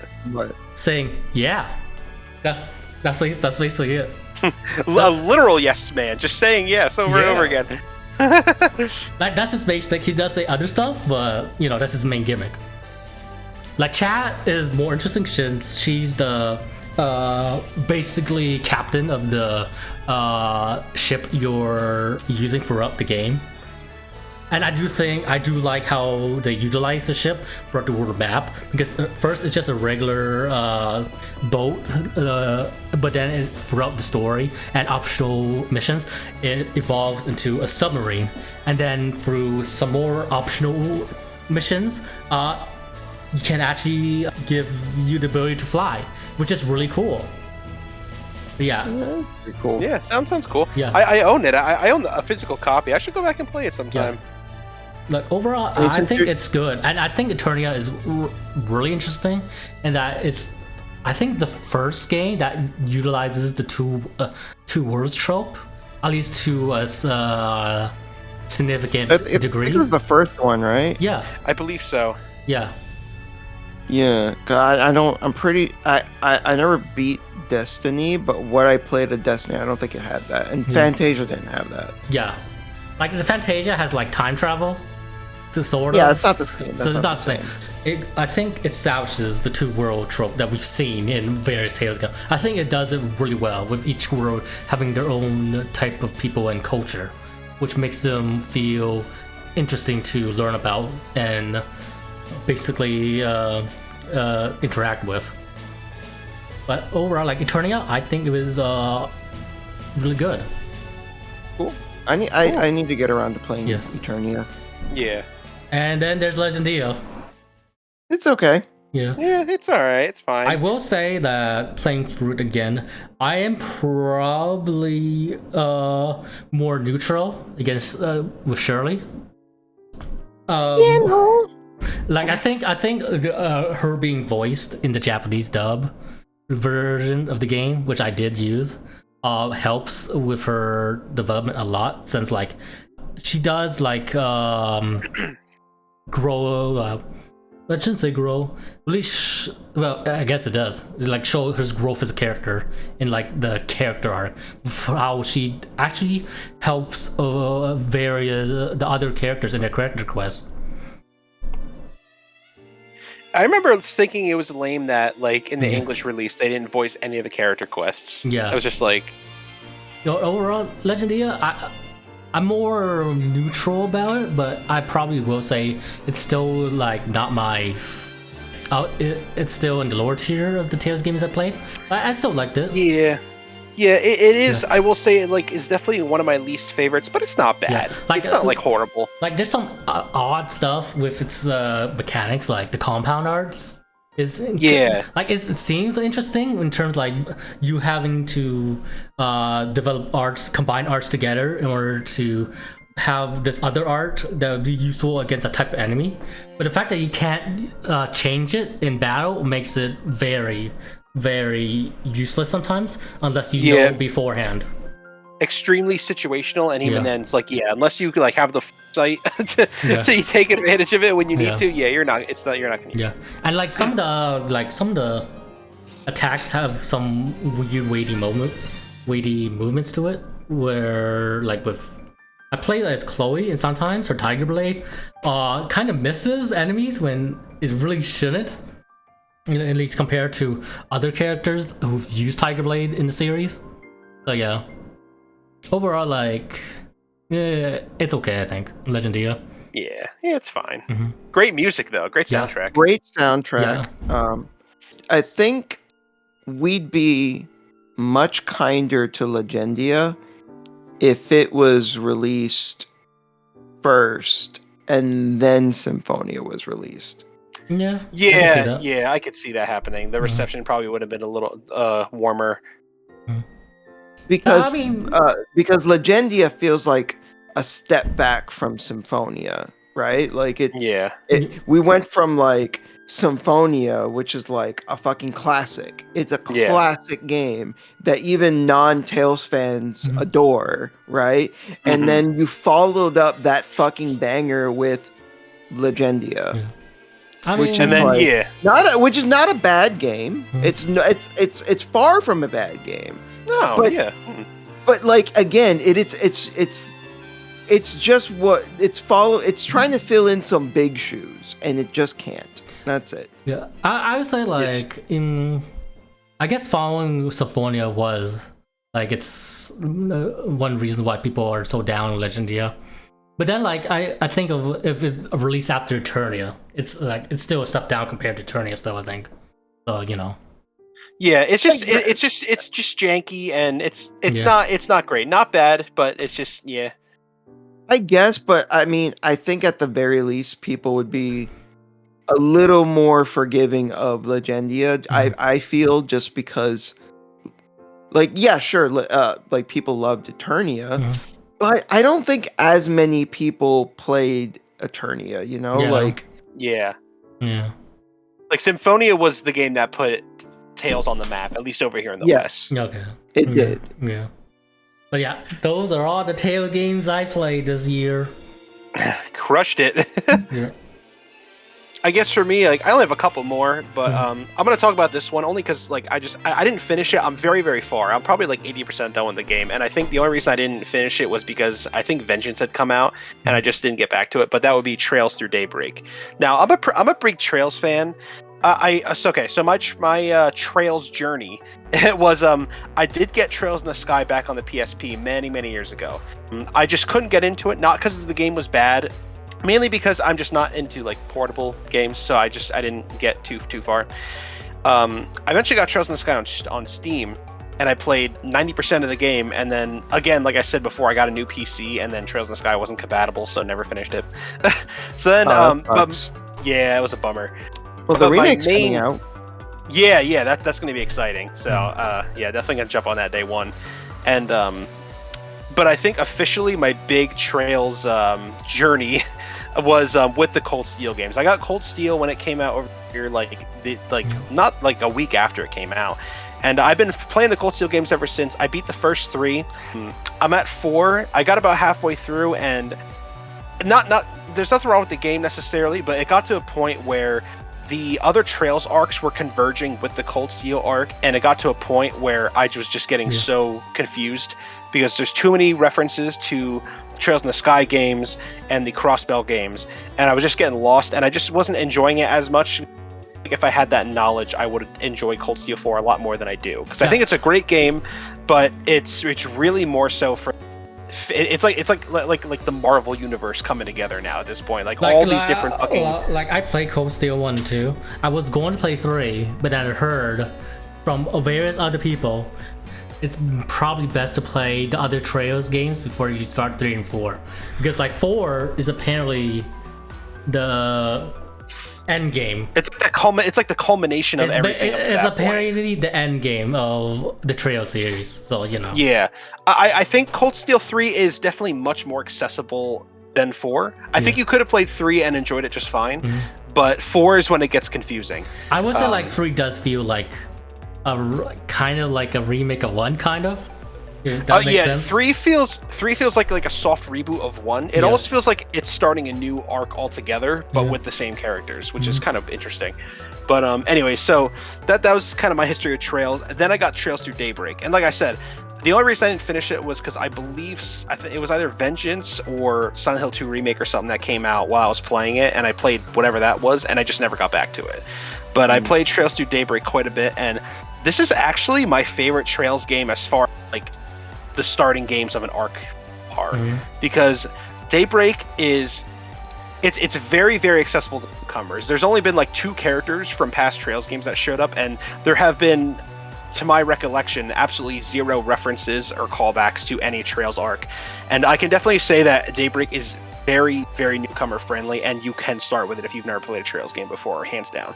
And one of the things I really, really like about Daybreak is I do like that it does have like a bit of a darker edge to it. It does have a darker tone to it. It's not like so bleak, like, you know, like a Shin Megami Tensei game or something, but it definitely has like a little bit more of an edge to it. And to kind of like say what I mean, I won't spoil anything for the Cold Steel games, but like something about Cold Steel that I love Cold Steel, but something that really gets under my skin Nobody dies. Like the fucking Disney fake out deaths. It got to a point where I'm like, she's not dead.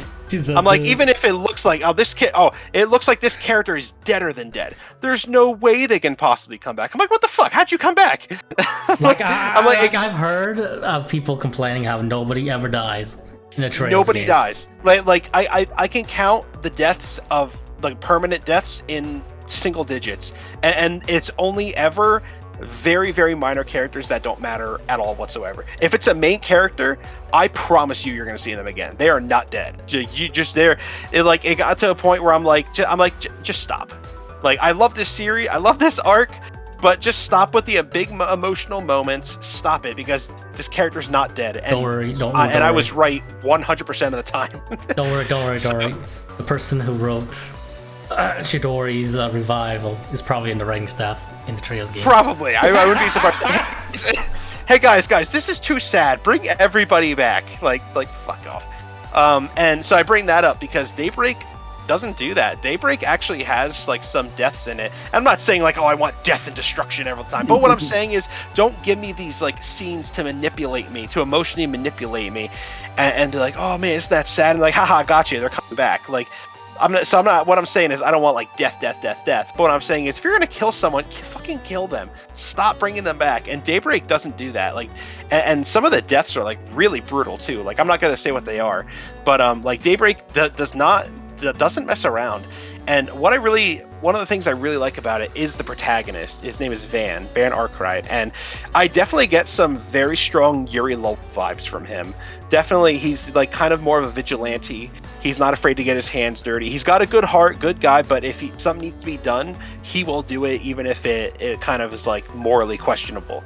And I really, really like that like gray morality by him, because like I love Reen and I love Estelle, but they, especially Reen, are definitely like goody two shoes. You know, like they're pure angels, and I love that Van is kind of, you know, like a lot more morally gray. And on top of that, I love all the characters. I think what I really like is that this cast is significantly smaller than the Cold Steel games. I think you only have like 6 party members, as opposed to like Cold Steel where you have like 25 or something like that by the time you reach the end of the arc or something, or like 25, 35, something like that. I'm not even exaggerating too. That's Here I was saying Eternia had a small cast with 4 main ones. And overall, yeah, I think the story is extremely well written. The pacing is definitely not like, Trails is kind of notorious for having like slow starts. I don't think Daybreak really has the slow start, if I'm being honest. I think it starts up with a bang. It does have its like quiet moments, but there was never a time in the game where I'm thinking like, come on, just get to it already. There was never a time when that I actually had that feeling. So I think the pacing is definitely the best I think Trails has been as far as like first games and their respective arcs go. Characters are definitely well written, and the combat is basically kind of like a revamp of what we've seen in like the Cold Steel games. It kind of has the same basis. It has like your link attacks and things like that, but it just makes it a lot faster and snappier, and it kind of adds its own unique mechanics to overall, I don't really have much to complain, and it's got a banging Falcom soundtrack. Like Falcom never misses. I think they're allergic to bad music, so definitely give the Daybreak soundtrack a listen if you're feeling for some background music. So overall, I really don't have anything to complain about with Daybreak. Like I said, I haven't finished it yet. I definitely plan to go back to it sooner than later. But especially if you're a newcomer to Trails, check that one out. That's a great place to start. Highly recommend it. What do you mean? Don't you have to start at Trails in the Sky first? Yeah, because that's apparently that's the only way. That's the only valid way. Otherwise, you're not a real fan. Yeah, this fake fan over here. I stopped playing the Trails games because there's so many games. And they're long. To each other. They're very long. So, I mean, since you went on that long diatribe about Tales games, I feel like it's only right that I mention that I finally, after dragging my feet for 3 years, I beat Tales of Arise this year. Damn! I saw that you weren't too pleased with it at the end. Yeah, I saw. Yeah, I thought I saw you you think the game kind of fell apart at the end. I remember you were saying. Yeah, so I thought so that's strictly in terms of the story, right? Combat wise, not my favorite in the series, but I do think it's one of the better combat systems. It still has a couple of issues, but it's still overall really good combat. It's a lot of fun, and if they decide to iterate on it in the next game, I'd look forward to that. I think there's still a lot of room for improvement. So I would be eager to see them take what they created in Arise and refine the combat further and make it even better. I think that would be pretty awesome. Yeah, I was pretty mixed on Arise overall. The story is my main point of contention, because otherwise, like I said, gameplay wise, I enjoyed it for the most part. Graphically, it's great. It's nice to have a Tales game that feels relatively big budget. Not obviously it's not a AAA game or anything like that, but it does at least feel like there was some money put into it, which it hasn't really felt like they've been putting any money into this series for a long time. Because how many times do we see the Xillia engine? Yeah, for real. Too many fucking times. Yeah, exactly. So it was nice to see the game get a fresh new coat of paint, and it looks so nice, and it's not even just that the graphics are better, but the cutscenes have more going on, right? There's more animations in the cutscenes, and their cutscenes are more elaborate, But even on that note, I think where the problems start cropping up for me is with the skits. So when I think about the previous games in the series and I think about the skits, the first thing that comes to mind is always the writing, because the skits were very minimalistic in their visual presentation, right? You only had the portraits, and the portraits might be able to jump around, they could shake, they might chase each other a little bit, but that would be the extent of it.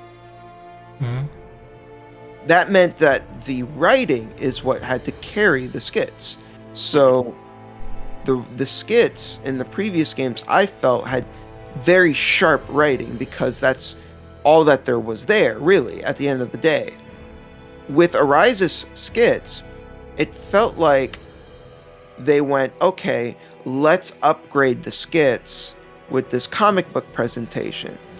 And I think their heart was in the right place. And I think when I first started playing the game, I was like, oh, this is so cool, I like this.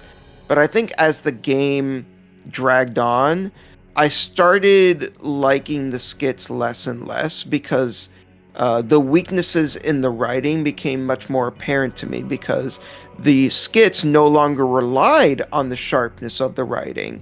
They instead leaned more on the visual gags, which made for far less interesting scenarios for the skits.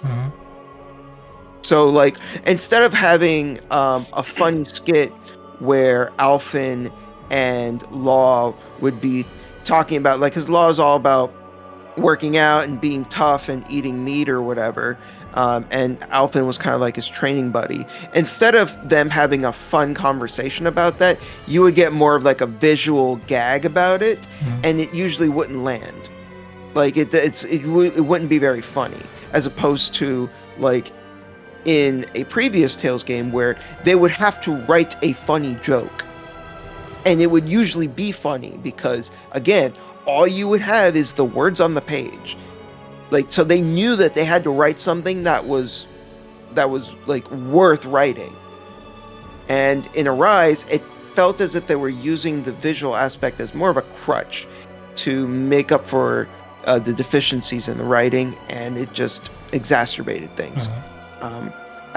If we're talking about the characters, I actually like the cast. I think Alphen is a likable character. Shion's character, I think, is the best written character in the game. Even if her arc isn't necessarily like anything we haven't seen before, where she's a bit of an ice queen, and by the end of the game, her icy heart starts to melt. It doesn't matter to me that it is a trope that we've seen. I do think it is interesting how Shion's goal was always more selfless than selfish. Sure. Yeah, I thought that was interesting.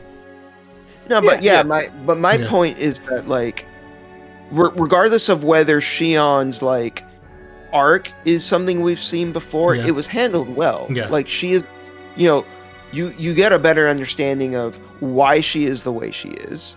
It's built up well, and then when you hear the reasoning, it's like, oh, that makes sense. Like, of course she would be like that. Yeah. Like it was just executed well.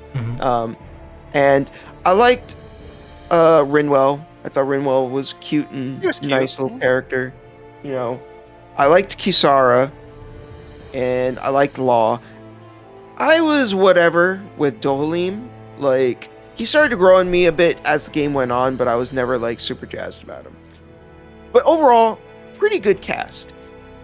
But is this cast as good as Abyss's cast, Vesperia's cast, Symphonia's cast? I will say like definitely not. No. I say like Arise's cast does feel downgrade after playing Berseria. Because like when you go from like perfection, especially Berseria, yes.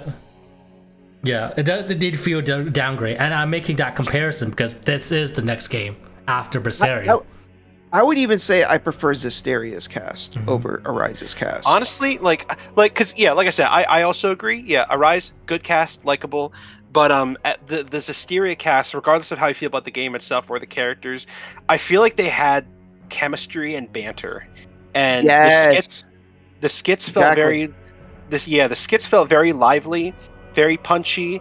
Like you said, visuals minimalistic, but they relied on the writing, and that's another thing too. Is like when it comes to Arise, because building off your point about the skits, it's ironic that despite how much more like dynamic and in depth the visuals are with the skits, they also ironically feel the most stiff.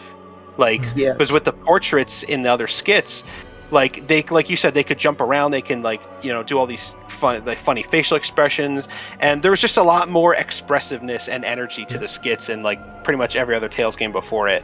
And so because of that, Arise's skits just don't really, they're just not very memorable. Like they're fine, they're not bad, fine, I would say the characters in Arise feel like they work better in pairs than an actual party. Yeah, like Alphen and Shion, Law and Rinwell, Kisara, Dohalim. But as like a group dynamic, it's just not really there for me. They don't have a good group dynamic. I agree. And again, like we're saying about the skits, part of what made I was trying to put forth the argument that the writing was the most important thing about the skits, but you do bring up a good point that like the facial expressions also helped, because I think because of the minimalist approach to the skits in the older games, the little mannerisms help make them stand out even more. It was literally a case of less is more, because with the skits in Arise, even though they are more like extravagant by comparison, they still feel like a downgrade compared to the game's normal cutscenes. So what you have instead are these kind of like half-baked cutscenes. Yeah. Instead of the proper skits from older games, which feel more like banter. And it felt like the conversations were more meaningful in the older games because it allowed them a chance to have longer conversations, right? And the skits in Arise don't last very long, probably because there were more work to do. Yeah, they probably want to like just save on budget as much as they could. And I mean, fair enough on that part, but like I think it was at the cost of the skits just not being very memorable, unfortunately. Like, I'm trying to remember a skit from Arise, and not much is coming to mind. The only one that I remember is the food one, where Shion is questioning of how much sugar or milk to put on her food. That was a cute trait of hers. Like, and that made for some fun banter. But see, like when I look back on Arise, I can't remember more than like 2 skits. Whereas if I look back on something like Tales of Graces, I can remember like dozens of skits right off the top of my head. Yeah, like there's the great skit about like Sophia comparing a peach to Sharia's butt. There's there's the Bazongas skit from Xillia. You know, there's also like the harder hitting skits in Symphonia where like Zelos like admits to like having a hard time traveling with Genus and Reyna because his like racism towards half elves hasn't like fully gone away, even though he's gotten to know them. It's still hard for him I still remember the skit you get during Earth Pulse during that segment. But getting off the skits, right? Like the main story in Arise, I think the story starts off pretty decent. Like I'm like, okay, there's a good setup here, and I think it carries its momentum for a good chunk of the game, right? Like I don't think there was ever a point in the story where I was like, oh my god, I fucking love this. But like for most of it, I was like, all right, this is pretty good. But like the moment the story really fell apart for me was when they get to Lenegus. So like after you defeat all the lords, and then it kind of starts doing like it just gets kind of like trippy and weird afterwards. Because like all of a sudden, like it turns out like the whole like way of life, like Doilim had never like questioned it before, and Law, who is supposed to be the dumbest one of the group, is asking questions about like, wait, so you guys never questioned like these really like basic things about like the ruler, like who wins the crown contest and what they do afterwards, and like, you know, what how things are going on the home planner, and Dohalim's like, no, but now that you mention it, it is weird. And it's like, isn't Dohalim supposed to be like the most intelligent person? The dude's like a fucking mega.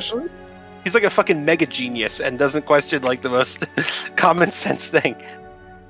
Yeah, and then like after that, the game goes into this enormous exposition dump about like it is so much, and it got to the point where I was like, I just started skipping the cutscenes, which I almost never skip cutscenes, and I was so fucking bored. I was like this sucks.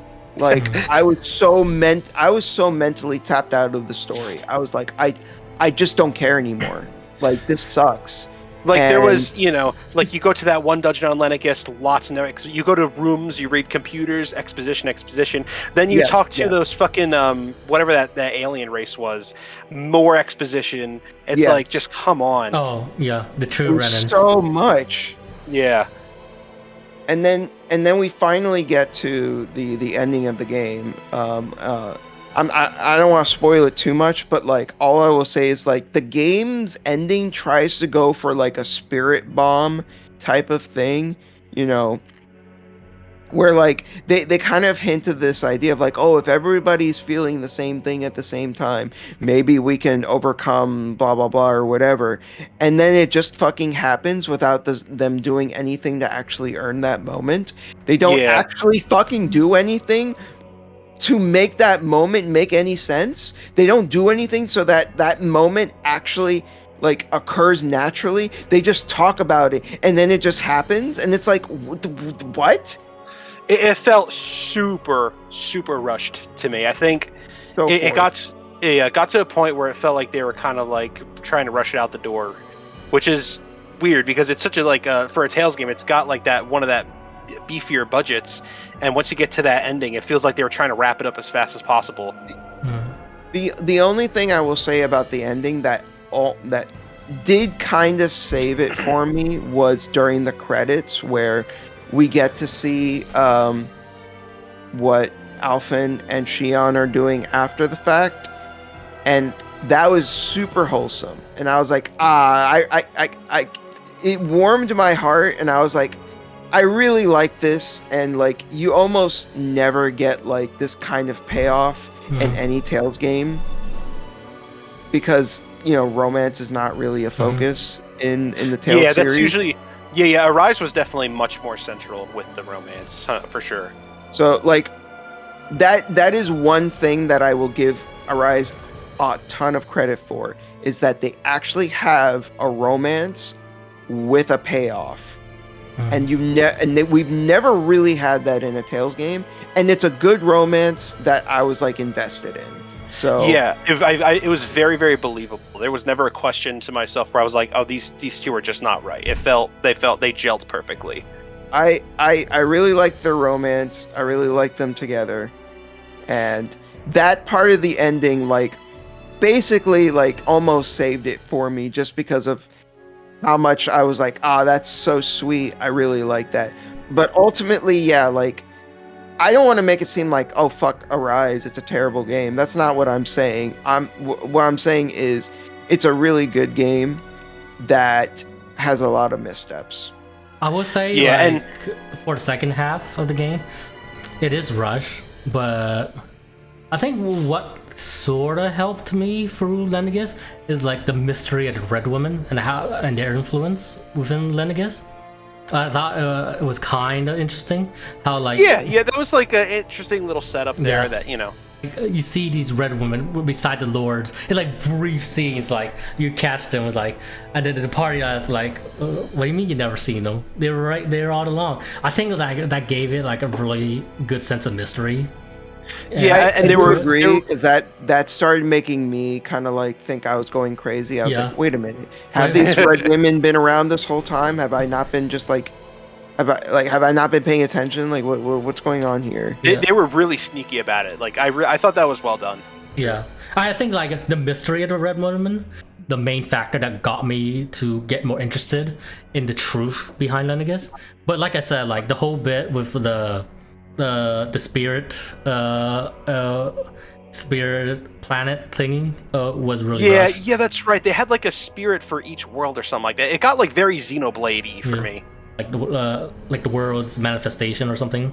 I think like that part where it gets really iffy because it's not really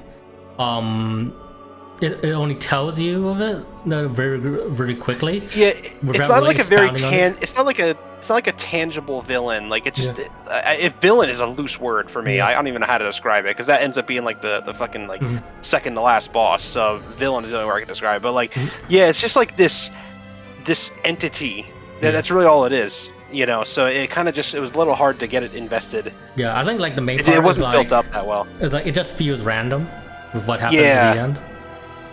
Yeah, like I said, overall, Arise is still like a pretty good game. Just, I wish I liked it more. It's hey, on the bright side, at least it sounds like this didn't kill your love for Tales like Zestiria almost did. Where like you're like, oh man, I don't know about.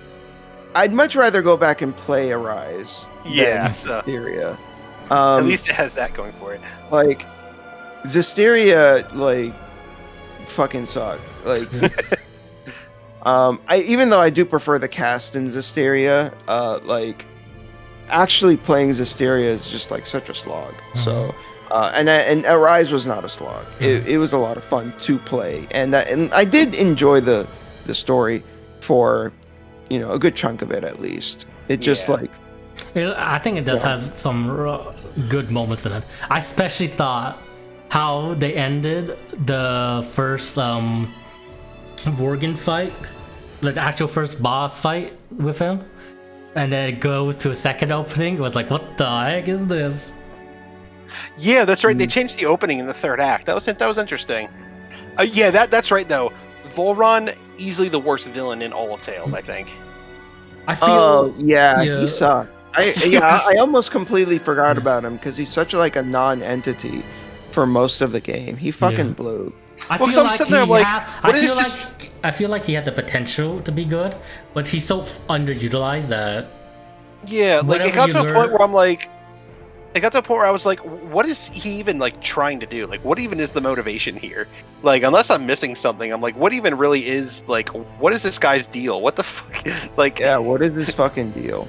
He just keeps showing up, and you fight him a couple times. Like, what do you want? Yeah, I don't know. He had a pretty cool design. I'll give him that. But aside from that, like, I was just like. I remember literally thinking to myself, I was just like, what the fuck is your deal, dude? I feel like if he did died when you fight him at his domain, it actually been better. Because I think he felt he had a lot of presence there when he killed the third lord and then took Shion away. Yeah, that was good. That was a pretty like shocking moment. I thought that like almost cemented him as like, oh man, all right, we're getting some like possible characterization here. Yeah. And like the fact that he so ruthlessly killed that one lord, and I was like, okay, all right, you got me with this guy, all right, and I want to know more. And then I think that's the part where he has the most presence and feels threatening, but like afterwards he just feels like a non-entity. And like what's weird to me is I feel like the game almost kind of tries to get us to believe that like Alphen and him are like two sides of the same coin, because if you think about it, like in the opening movie, the first opening song, like they have this one-on-one duel in them, and then like Alphen has a fire sword, Volron has like a water sword, so it's almost like the game is trying to like show us that like, oh yeah, these guys are like the same but different. Like it's almost like we're getting they do try to do that, but it's all relegated to like one or two voice lines. Yeah, and it's almost like compare that to like how it's not properly built up at all. So it feels I wasn't like buying it. I was like, why are you trying to get me to think that these are like somehow like two sides of the same coin when there's just barely. They're really not. And I also really hated how like at the end Alphen is like, oh, I forgive you, Volron, and I was like, the fuck do you mean you forgive him? The dude like enslaved an entire like country of people. Like, the fuck are you on, Alphen? Shut up. Put them on there. He put people on like a fucking boat and then like sailed them to their death. And I also find that and brainwashed them. Yeah, they were all brainwashed. And that I'm kind of sitting there like, what are you trying to tell me, game? Like, forgive people that fucking like destroy your life, or you know, like what's? He's like, oh, it takes all kinds of strength to forgive. I'm like, what? Like, the morals here are very strange. Very, very weird. Yeah. Like I'm sorry, Alphen, but no, I don't forgive him. That guy is a piece of shit. He doesn't deserve forgiveness. He hasn't done anything to earn forgiveness. Shut up. What are you saying? Yeah, like, I'm like, what is this? Like, very questionable to me. Like, I found that very odd. I was like, maybe it's just a difference in how I view like life and things like that, but I don't know. I was like, eh. I agree. I was like, this ain't it. This is honestly, I thought it was pretty problematic. I was like, this is not it. Compare this to something like Symphonia, which I don't remember there at all being something like, oh, forgive the what were they called, the renegades, I think, or whatever it was that were slaving like they had like the human ranches. I don't remember. There was no point where Lloyd was like, guys, let's the Zions, that's what it was. Yeah, that's right. And there was never a point where Lloyd was. The renegades are the people under Yuan's command. That's right. Yeah, there was never a point where Lloyd was like, guys, let's forgive the designs. They're misunderstood. Like, no. So, yeah. Like at most, like after the boss fight with Mythos, Lloyd lamented that like Mythos was trying to create a new world where like half elves and humans and elves could all live like harmoniously, and like Lloyd wanted that too, but like not through the means that Mythos was trying to do. And it was just Lloyd kind of lamenting afterwards. He's like, you could have lived in our world, we could have lived in this world together, you know. But it didn't feel like Lloyd forgave him for what he did. He was just lamenting like that things turned out the way they did. Yeah, and that I think is like much better handled than what Arise was trying to do. Yeah. Which sucks too that they got, you know, because like again, I like Alphen as a character, and it just sucked that they had him like do something like that at the end. I was just like yeah, Alphen is a nice guy and all, but like he also shows a lot of like righteous indignation towards like all of the harm that his people have gone through, as he fucking should. Like, there's no reason for him to forgive these fucking pieces of garbage. Yeah, they're fucking subhuman. And then that actually kind of now that I'm glad we talked about this, because I almost remember there was that other scene that just I was so fucking like rolling my eyes at when Law tried to stop Rinwell from killing the Lord. I was hate like that scene. I was like, what is this? This is so. I think this level, this like line of thinking about like forgiving, forgetting, blah blah blah blah. It's so naive, and it's such like a just a naive way of thinking to me. Like no, she was a piece of shit. All of them are pieces of shit, and they all deserve what's coming to them. I'm sorry, I just how I feel. It feels like really dissonant, because like I feel like that kind of messaging works if you had a lower stakes story that was not as dark, or you know, and was like aimed towards to a younger audience, right? Like that messaging works in that context. And I'm not saying you can't have that messaging at all in a title that's like more mature, but like there in that scene in particular, when you're talking about like there's such a clear mismatch, and like it like what Law is doing doesn't even make any fucking sense. Like he's like, oh, I think it would be really bad, Rinwell, if you killed her. And it's like, haven't you been killing like Renan soldiers this whole fucking time? So their lives didn't matter, but this Lord's did? Like, what the fuck? Yeah, and I mean, I guess maybe you could argue like gameplay dissonance, but no, I don't think that argument holds any weight, because they're trying to tell us that like these lives matter, like these Renans that just kill and enslave so I feel like nonchalantly. For the Law and Rinwell scene, it's more saying that she shouldn't kill them just because of her vengeance and anger. Like they did kill a lot of Renans and Lords, but it's usually for the sake of freeing the Danans that they enslave. But see, the thing too is that's why they're on their quest to kill all the Lords too. Like they're literally trying to kill them. That's the goal. Yeah, so like I'm just saying, like I think Law stopped Rinwell just because of her current mindset, rather than objecting to killing Adamelia. That's her name. Or something like that. Yeah, something like that. But okay, I get what you're saying, and I could see that's probably what they were going for, and I just don't think that they conveyed that very well. It's a really weird scene. Yeah. Right? Like, I think we can all agree, like, well, I remember when I saw it, like, my first reaction to it was like, why is this scene taking such a weird turn? Like, I understand. I'm just saying, I think that's what the scene's going for. No, I agree. I agree that's what it's going for, but like, I don't think it's good messaging. Well, yeah, it's bad. And what's funny is that when I saw that scene the first time, I legitimately thought for a second that it was going to be like a betrayal twist. I was like, oh my god, was Law working with the Lords the whole time? And then I find out the reason. I'm like, what the fuck is this shit? Yeah, it was just not good. No. So yeah. Yeah. Yeah. I think it would have been more interesting if Rinwa did kill the Lord there, and then her character arc is like you have potential for maybe a good character arc there. Yeah, but... and then she has to deal with her having killed the Lord. Whether was it for protecting the people down in, or is it for her own personal vengeance?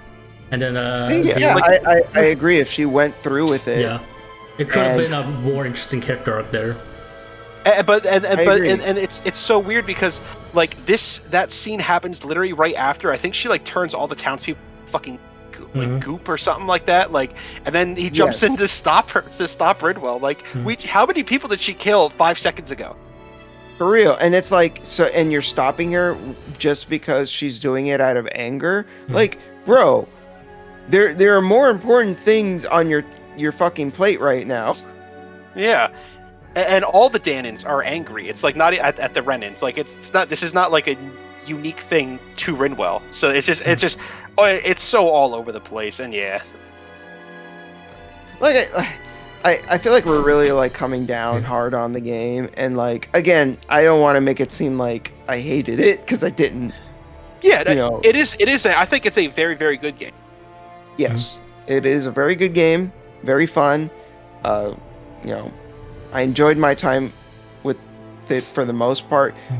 I would put it like this: as its own game, even with its flaws in mind, it's still a pretty solid game. As a Tales game specifically, it's disappointing. I don't think it's up to the standards that we come to expect from this series. Yeah, I could see that. Like how DMC is a decent action game, but doesn't hold up as a Devil May Cry game. The DMC reboot as an action game is actually pretty solid, but as a Devil May Cry game, it leaves a lot to be desired. Now, I'm not saying Arise is as offensive as DMC was, but no, it's not. No, it's not. No. I'm just saying the writing overall can feel not as strong as the other games in the series, especially coming from Berseria. I was just about to say, it's like you mentioned before, that's a good point of comparison because that was literally the game right before. So you're reaching triple A writing quality in Berseria to what Arise was. Yeah. And it's just such a big dichotomy. But overall, I do think I do like Arise overall as a game. I think. Yeah, me too. I really enjoyed it. Definitely one of the better games that came out. What was it, 2020, I think, or something like that. I do think. And it was 2021. 2021. That's right. And it was nice to see them taking the visual style a step forward, rather than just doing the same thing they did as before, with them reusing the same engine in 4 games. Yeah, I hope we get another game that looks similar because it was a beautiful looking game, and it will be nice to see something that looks even better and that builds on the style. I even thought some of the music was good, and Tales soundtracks are pretty hit or miss, but even then, I thought that was actually I thought it was pretty decent. Yeah, it was solid. It was solid. Yeah, there were definitely some tracks that were okay, I could listen to this. I think there's one more game to talk about. Is it Metaphor? Yes, it is Metaphor. I know that because you played Metaphor too. Have you played Metaphor? No, I haven't touched it yet. Okay. So, Metaphor Refantazio voted Best RPG of the Year at the Game Awards. Yes, deserved. I would probably say if got robbed. It did. It really did. I'm gonna say that if I wasn't counting remakes as my personal game of the year, it would my game of the year would probably be Metaphor. Refantazio. Yeah, Metaphor for me personally is my game of the year, and and that's saying a lot because there were a lot of bangers this year, and it's just a lot of people will describe it as medieval Persona, and I will say they're honestly not completely wrong. I feel like the Metaphor Refantazio is a best culmination of Atlas games to me. Yeah, it's got the best elements of mainline SMT and modern Persona. Yeah, and it just puts them together and puts it in like a high fantasy setting. It's got the calendar system, social links. It's got the whole 9 yards, and it honestly does kind of like fill the void. Waiting for Persona 6 whenever that comes out, like it kind of like gave me that Persona itch I was waiting for to hold me over for the next mainline Persona. So I think the writing in Metaphor Refantazio is like one of Alice's strongest, like up there with Persona 3. Yeah, it's definitely one of their absolute best, I think. And because I was really wondering how would they handle a high fantasy setting, because I don't know, like I can't remember, like every SMT game is either post-apocalyptic or like a sci-fi, whatever, but high fantasy, they've never touched it. So I was wondering, I'm like, what kind of story are they going to come up with? And it was, I agree. The writing is definitely one of their best, I think. The storyline is incredible. The characters are excellent. It's honestly, the game is peak and one of the best RPGs I played in a very long time, and I don't say that lightly. I probably say like Metaphor Refantazio is like setting. It's high fantasy, but I think they do a good job of the dark moments in this game, because when this game is dark, it's really dark. Especially very noticeable early on, especially during the second town. Oh, with the kidnappings in Haizme, that part? Yes. That was very, and then you fight one of the creepiest enemies as the boss for that part, and like, I think like the game does a really good job of showcasing how the world Refantazio is a flawed world, rampant with all type of different issues. Like, but the most noticeable being the racism. But the strange thing is, I wouldn't say this game is about racism in terms of its themes. Yeah, I mean it's a focus, but I wouldn't say it's the central focus. Yeah, like the central focus, I think, is. Like, it even asks you at the beginning of the game, like, do you think fantasy can affect reality? I think it managed to encroach upon this topic really well upon the ideas of utopia. Like, they talk about utopia throughout the game, about what would make a utopian society. And they think the answer is this book. But like as you go through it, you see how even the book ideas are getting questioned by some of the characters. Yeah, because it has this very naive way of thinking about how. Because what's interesting about the book is the illustrations in it are like our current world. It's a modern day. And so the game is a high fantasy setting, and the protagonist has a book that depicts our modern world, which I think. And then it has these ideologies in the book where this is a fantasy world where everyone is holding hands and singing "Kumbaya," nothing bad ever happens. And then it's like, as you said, the more party members join you, and like that's a kind of a recurring thing where like you'll get a character, they'll be like, "Hey, is that a book? Can I check it out?" And then some of the characters start to question like how kind of ridiculous and implausible it sounds, and they're like, oh well, if everyone has all these freedoms and with no restrictions, that could just lead to more conflict and things like that. And I think it's very interesting how they depict, like, because racism obviously is a trope we've seen time and time again, and like the discrimination, it's all there, things we've seen before, but I do think it's handled in an interesting way. And like I like how they, like, even though it is a flawed idea of utopia, it's still like there's some ideals in it, and it's still worth striving for. And like the game throughout like propels you to think about what would you do with that idea of utopia, and how you would try to change the world with it. And it goes with at the end with 3 different perspectives, which I think is really interesting, which is displayed within 3 key characters, I think. And I think it overall makes the story to be a really hopeful one, I think, at the end of it. Yeah, like it's dark and it is gritty, but it does have like a hopeful message, and the ending is also very optimistic. Yeah. Like the ending still shows that the world is still flawed.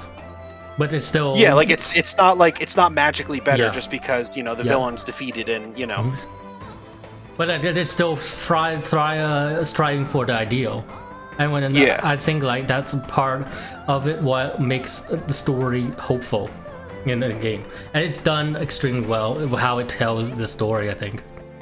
Yeah, and even just like even like going past the themes of the story, I just think the story itself, the main plot of the game, is just very well told. I think it's very, very engaging. I think the premise is really interesting about like how they kind of have this tournament to decide who's going to take the throne, and then you have the protagonist Luis. He's such a bastard, but he's such a great character. Yeah, he is such protagonist.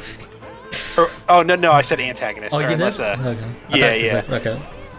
Yeah, he is such I would say a bastard. Luis is probably one of the better main antagonists of, at least I won't say of the series, since I haven't played the SMP games much, but at least compared to Persona 3, 4, and 5, I will say he's definitely one of the stronger ones out of those games. Yeah, and kind of like finding out like his deeper motivations, like and like how when you put yourself in his shoes, like you could see why he thinks what he's doing is right, even though what he's doing is obviously wrong. He still has a warp idea of the world. Yeah, it's very warped, but he's not like this cartoonishly evil tyrant at the same time too.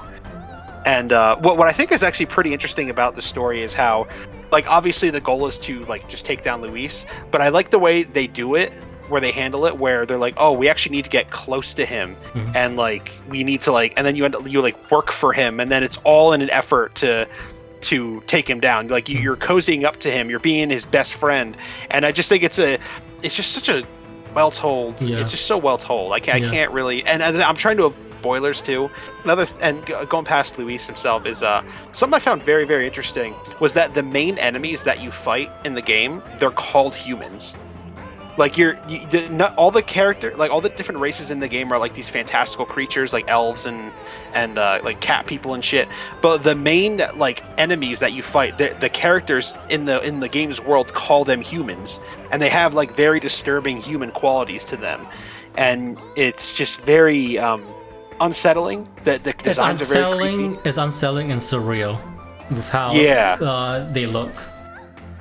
Like there was this one part where you're on a ship and then you get attacked by a human. It's like a giant like leviathan, but it has like the face of an old man, like an honest to god human like male's face, and I'm like, it's just so disturbing.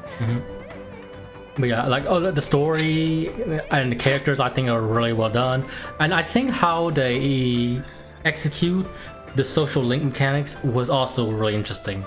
Yeah, I think that because you know how in when you're building up social links, there are like periods where there's like a build-up moment into an actual story segment. Yeah, where it's like, oh, you feel your bond is about to go closer soon, and it's like, oh, you wasted a day, basically. Yeah, there's none of that. Every moment, every time you interact with a character, it's a rank up, which I think is really, really cool. And makes each of these interactions feel meaningful.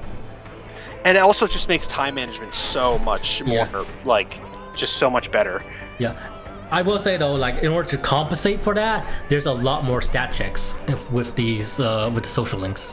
Which I think works to its advantage, because it makes the stats feel not only important, but again, it's like it keeps them paced better, because you're not just going to be able to plow through them one by one. I also like how you can see your social stat progress within the social stats curves. Like, you do have to kind of squint to see it, but like you can at least see the progress. Yeah, because that's right. In Persona, like, it'll just, if you have level 3 like charm or something, it'll just say level 3, and then you just keep increasing it over and over again, and not knowing how close you are to do it. Whereas in Metaphor, it gives you like a little progress bar.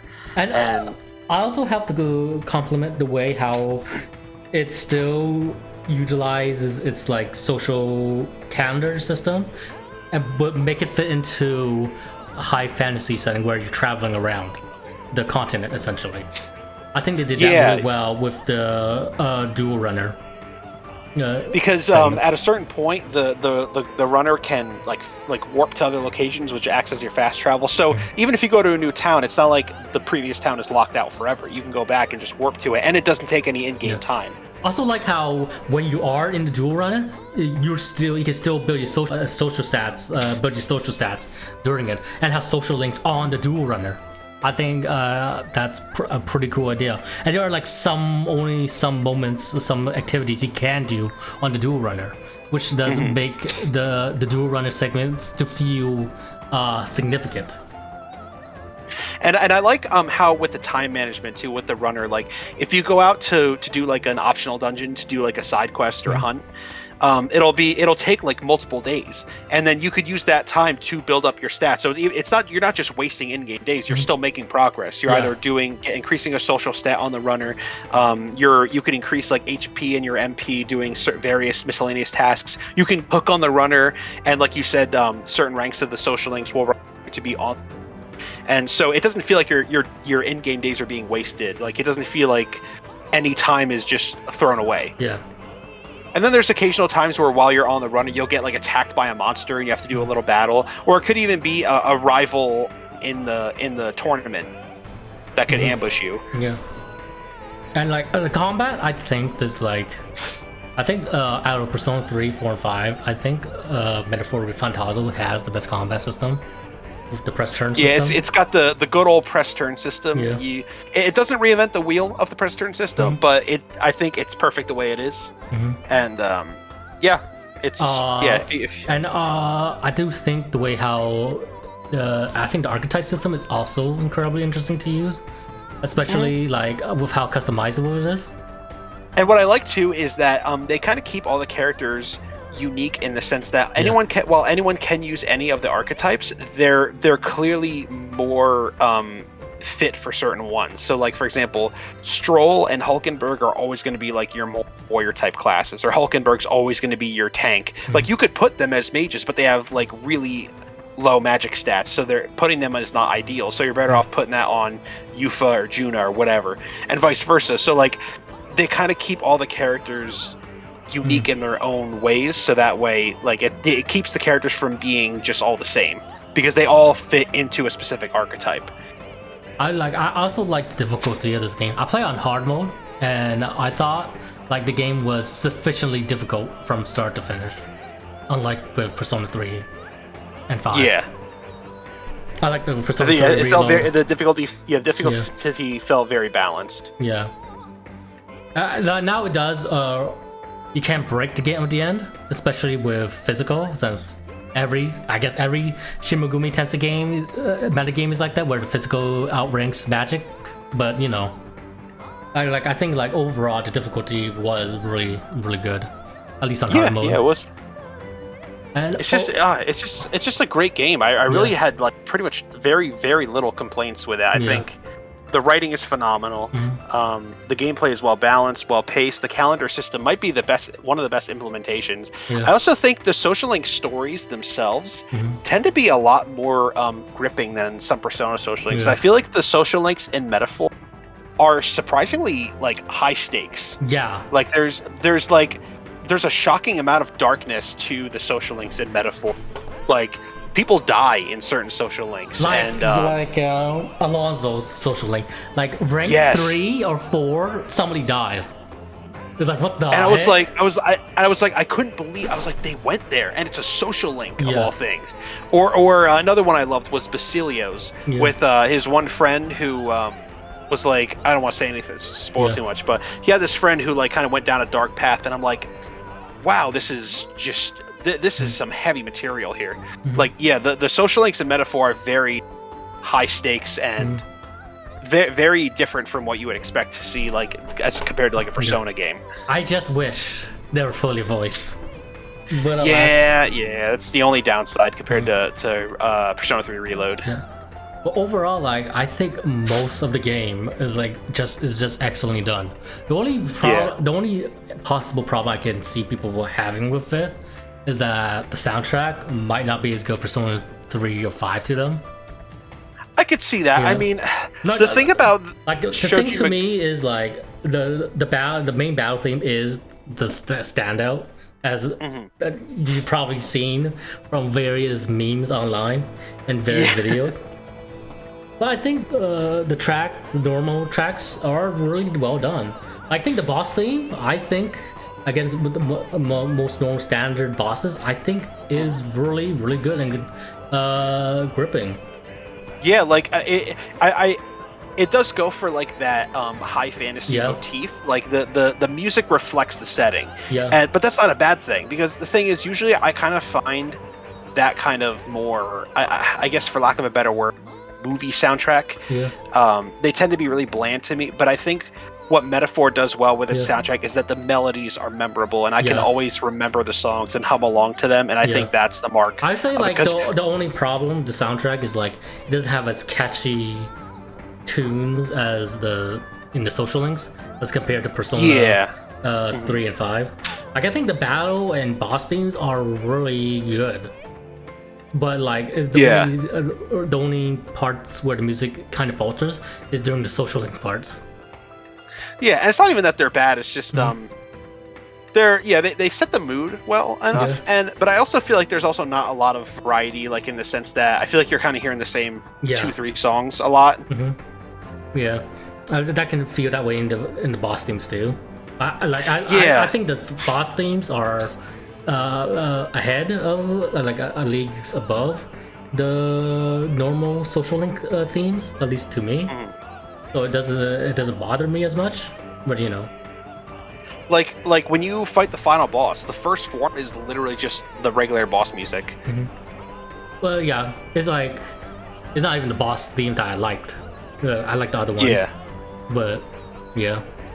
But like when you do hear a unique boss theme, it is very, very good. Like Luis's boss theme, all renditions of it, fantastic. Yeah, it's just fantastic. Some of Shoji Meguro's best work, I think. And I think how they utilize music is also interesting, since it also has a place in the story. Mm-hmm. That was very interesting. I'd never seen a game do that before. Yeah, and then it pays off at the end too, which is really, really cool. Yeah. Yeah. Overall, like Metaphor Refantazio, I think is just overall fantastic game. It really, yeah. And it would have been cool if it won Game of the Year. It was so close. It was so fucking close. But hey, I'll take Best RPG of the Year. I'll take that. Mm-hmm. But I think that's every game so far we played in 20. Yeah, I can't really think of any. I mean, I might have played a couple stragglers here, but like nothing worth going too deep into. I think the only other game worth mentioning that I beat were Hollow Knight and Red Dead Redemption. I think that's the first one or the second one. Yeah, the first one. Oh, the first one. Oh, okay. Yeah, I've always wanted to play that. Yeah. So really quickly, Hollow Knight, great game, great Metroidvania, great vibes, great art style. It's just great. Like it's only like a $15 game, which it's on sale right now. So it's like $7. Like that's a steal for such an incredible game. So yeah, but for the first Red Dead, it was kind of weird playing it because it felt like it still felt like it wasn't made with the structure of like an older Rockstar game, like one of the older GTA games, but like it was like it's like a transitionary title where it felt like it was still like in that old structure, but it was moving in a newer direction, which I think from what I've seen the sequel does. So yeah, I don't know, it was kind of weird in that respect, but it was still a good game. Yeah. Playing it got me actually a lot more excited to play the sequel, because apparently the sequel is actually a prequel. Yep. And the first game talks a lot about like that, like it alludes to a lot of stuff that happened before, which I'm assuming the sequel fleshes out. So I'm actually like really interested to see like, oh, okay, how is it that these characters used to know each other, and like how did things like turn out the way they did, and things deteriorated to the point where like in Red Dead 1 it's it's kind of just like all gone to the shitter. And But no, for yeah, me, I still liked it. It was a good game. I had fun with it. I did hear that like the sequel, it gets more anal about like weird stuff. Like it has more like survival elements, where like the first game's still kind of gamey. So that doesn't sound too fun to me. If I'm being honest, I don't like survival stuff. Like I don't want to care. Like I don't want to worry about like the fact that a character needs to drink water or that drives me crazy. Like I don't care about stuff like that. So Well, I don't think there's like an actual thirst mechanic from what I remember, but there's like gun maintenance you have to do.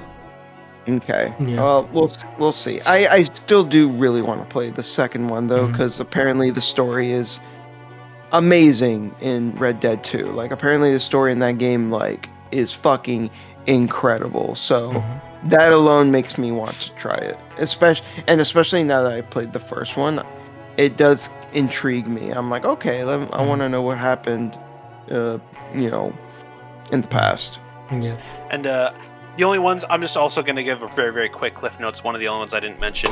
Two I could think of real fast that I beat this year: Silent Hill: The Short Message, and I'm currently in the process of continuing my horror journey. I'm playing the first Dead Space. I'm playing the Dead Space remake, which I think is a really good horror game. It's very scary. Yeah, I And, beat the original Dead Space. Great game. Yeah, it really is. Yeah, and I'm definitely going to check out the sequels when I finish that one. And then Silent Hill: The Short Message. I got some stuff to say about it. It's a mixed bag. Yeah, I mean, I think its heart was in the right place with its messaging, but it was just not executed well. Like, I agree. Yeah, the messaging was way too on the nose. Like it's all about like social media and shit like that, and the main character's like looking at her phone. Oh man, my sister has so many likes. I don't have any likes. I'm nothing if I don't have likes on Instagram. And I'm like, just stop. And then yeah, it's a little, it's not great. Like I said, heart was in the right place, but it's not great. But so yeah, those are the only other two that I think I missed. There's only one game that I actually played through, which is like the Dragon Gaiden. And I would say very briefly, I think the most memorable part of the story is the ending to Gaiden. Or like the man who... the man who erased his name? Who erased his name, yeah. Yeah, that's right. I forgot all about that. Yeah, I beat that. Yeah. I beat that too. I beat that before going to Infinite Wealth. Yeah, and same. Like, it also tries to build up the character that is in Infinite Wealth. But then that character, the way he exits the story is very unceremonious. So it feels weird to build him up in this game. I know who you're talking about. Yeah. But overall, like I think like the Dragon Gaiden, or the man who erased his name, is interesting. I think it does go for the typical. It feels like typical Yakuza story, 30% in. But I think how it builds up to the ending is really good. Yeah, I thought so. Yeah.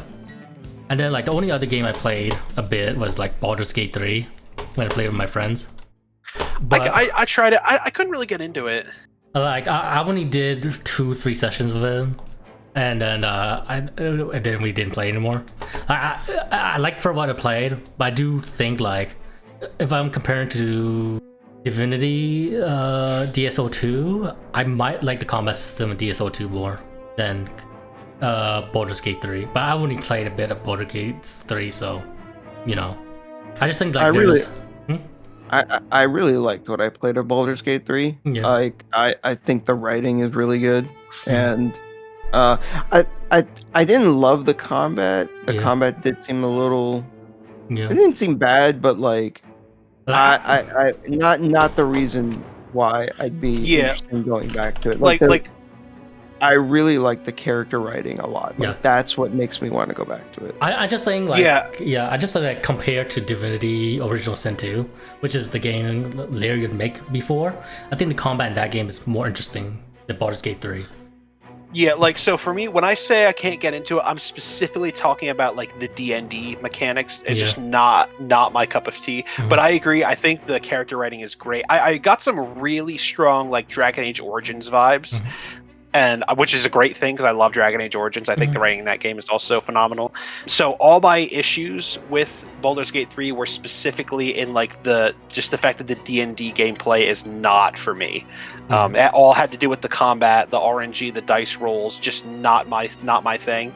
But I can admit that it is a great game for people who are into that. And yeah, I agree with what Daniel said about like the combat is not what was keeping me going. It was the story and the writing and the characters. That was all good stuff. Yeah. But and I can, for me at least, like I can ignore, or at least I can look past if the combat's not doing it for me. If like the writing carries it, and it seems like with that game, yeah, for sure. Yeah. Like I said, I haven't played much of Baldur's Gate 3. Only played it that few times same here. I only played a little bit. A few times with my friends, and then we quit because one other friend couldn't really make it anymore. So I might I should probably start it by myself, but I plan on going back to it because I was intrigued by the story and the characters. But that's all the games we played in 2024. Overall, I think it was a pretty good year to play games. At least to me. A really good year. Yeah, I agree. Yeah, I was very happy with it. No complaints from me. Anyway, I think that's all for this video. Thank you for coming, Sword and Daniel. Thank you for having us. Yeah, thank you for having. And this is us signing off.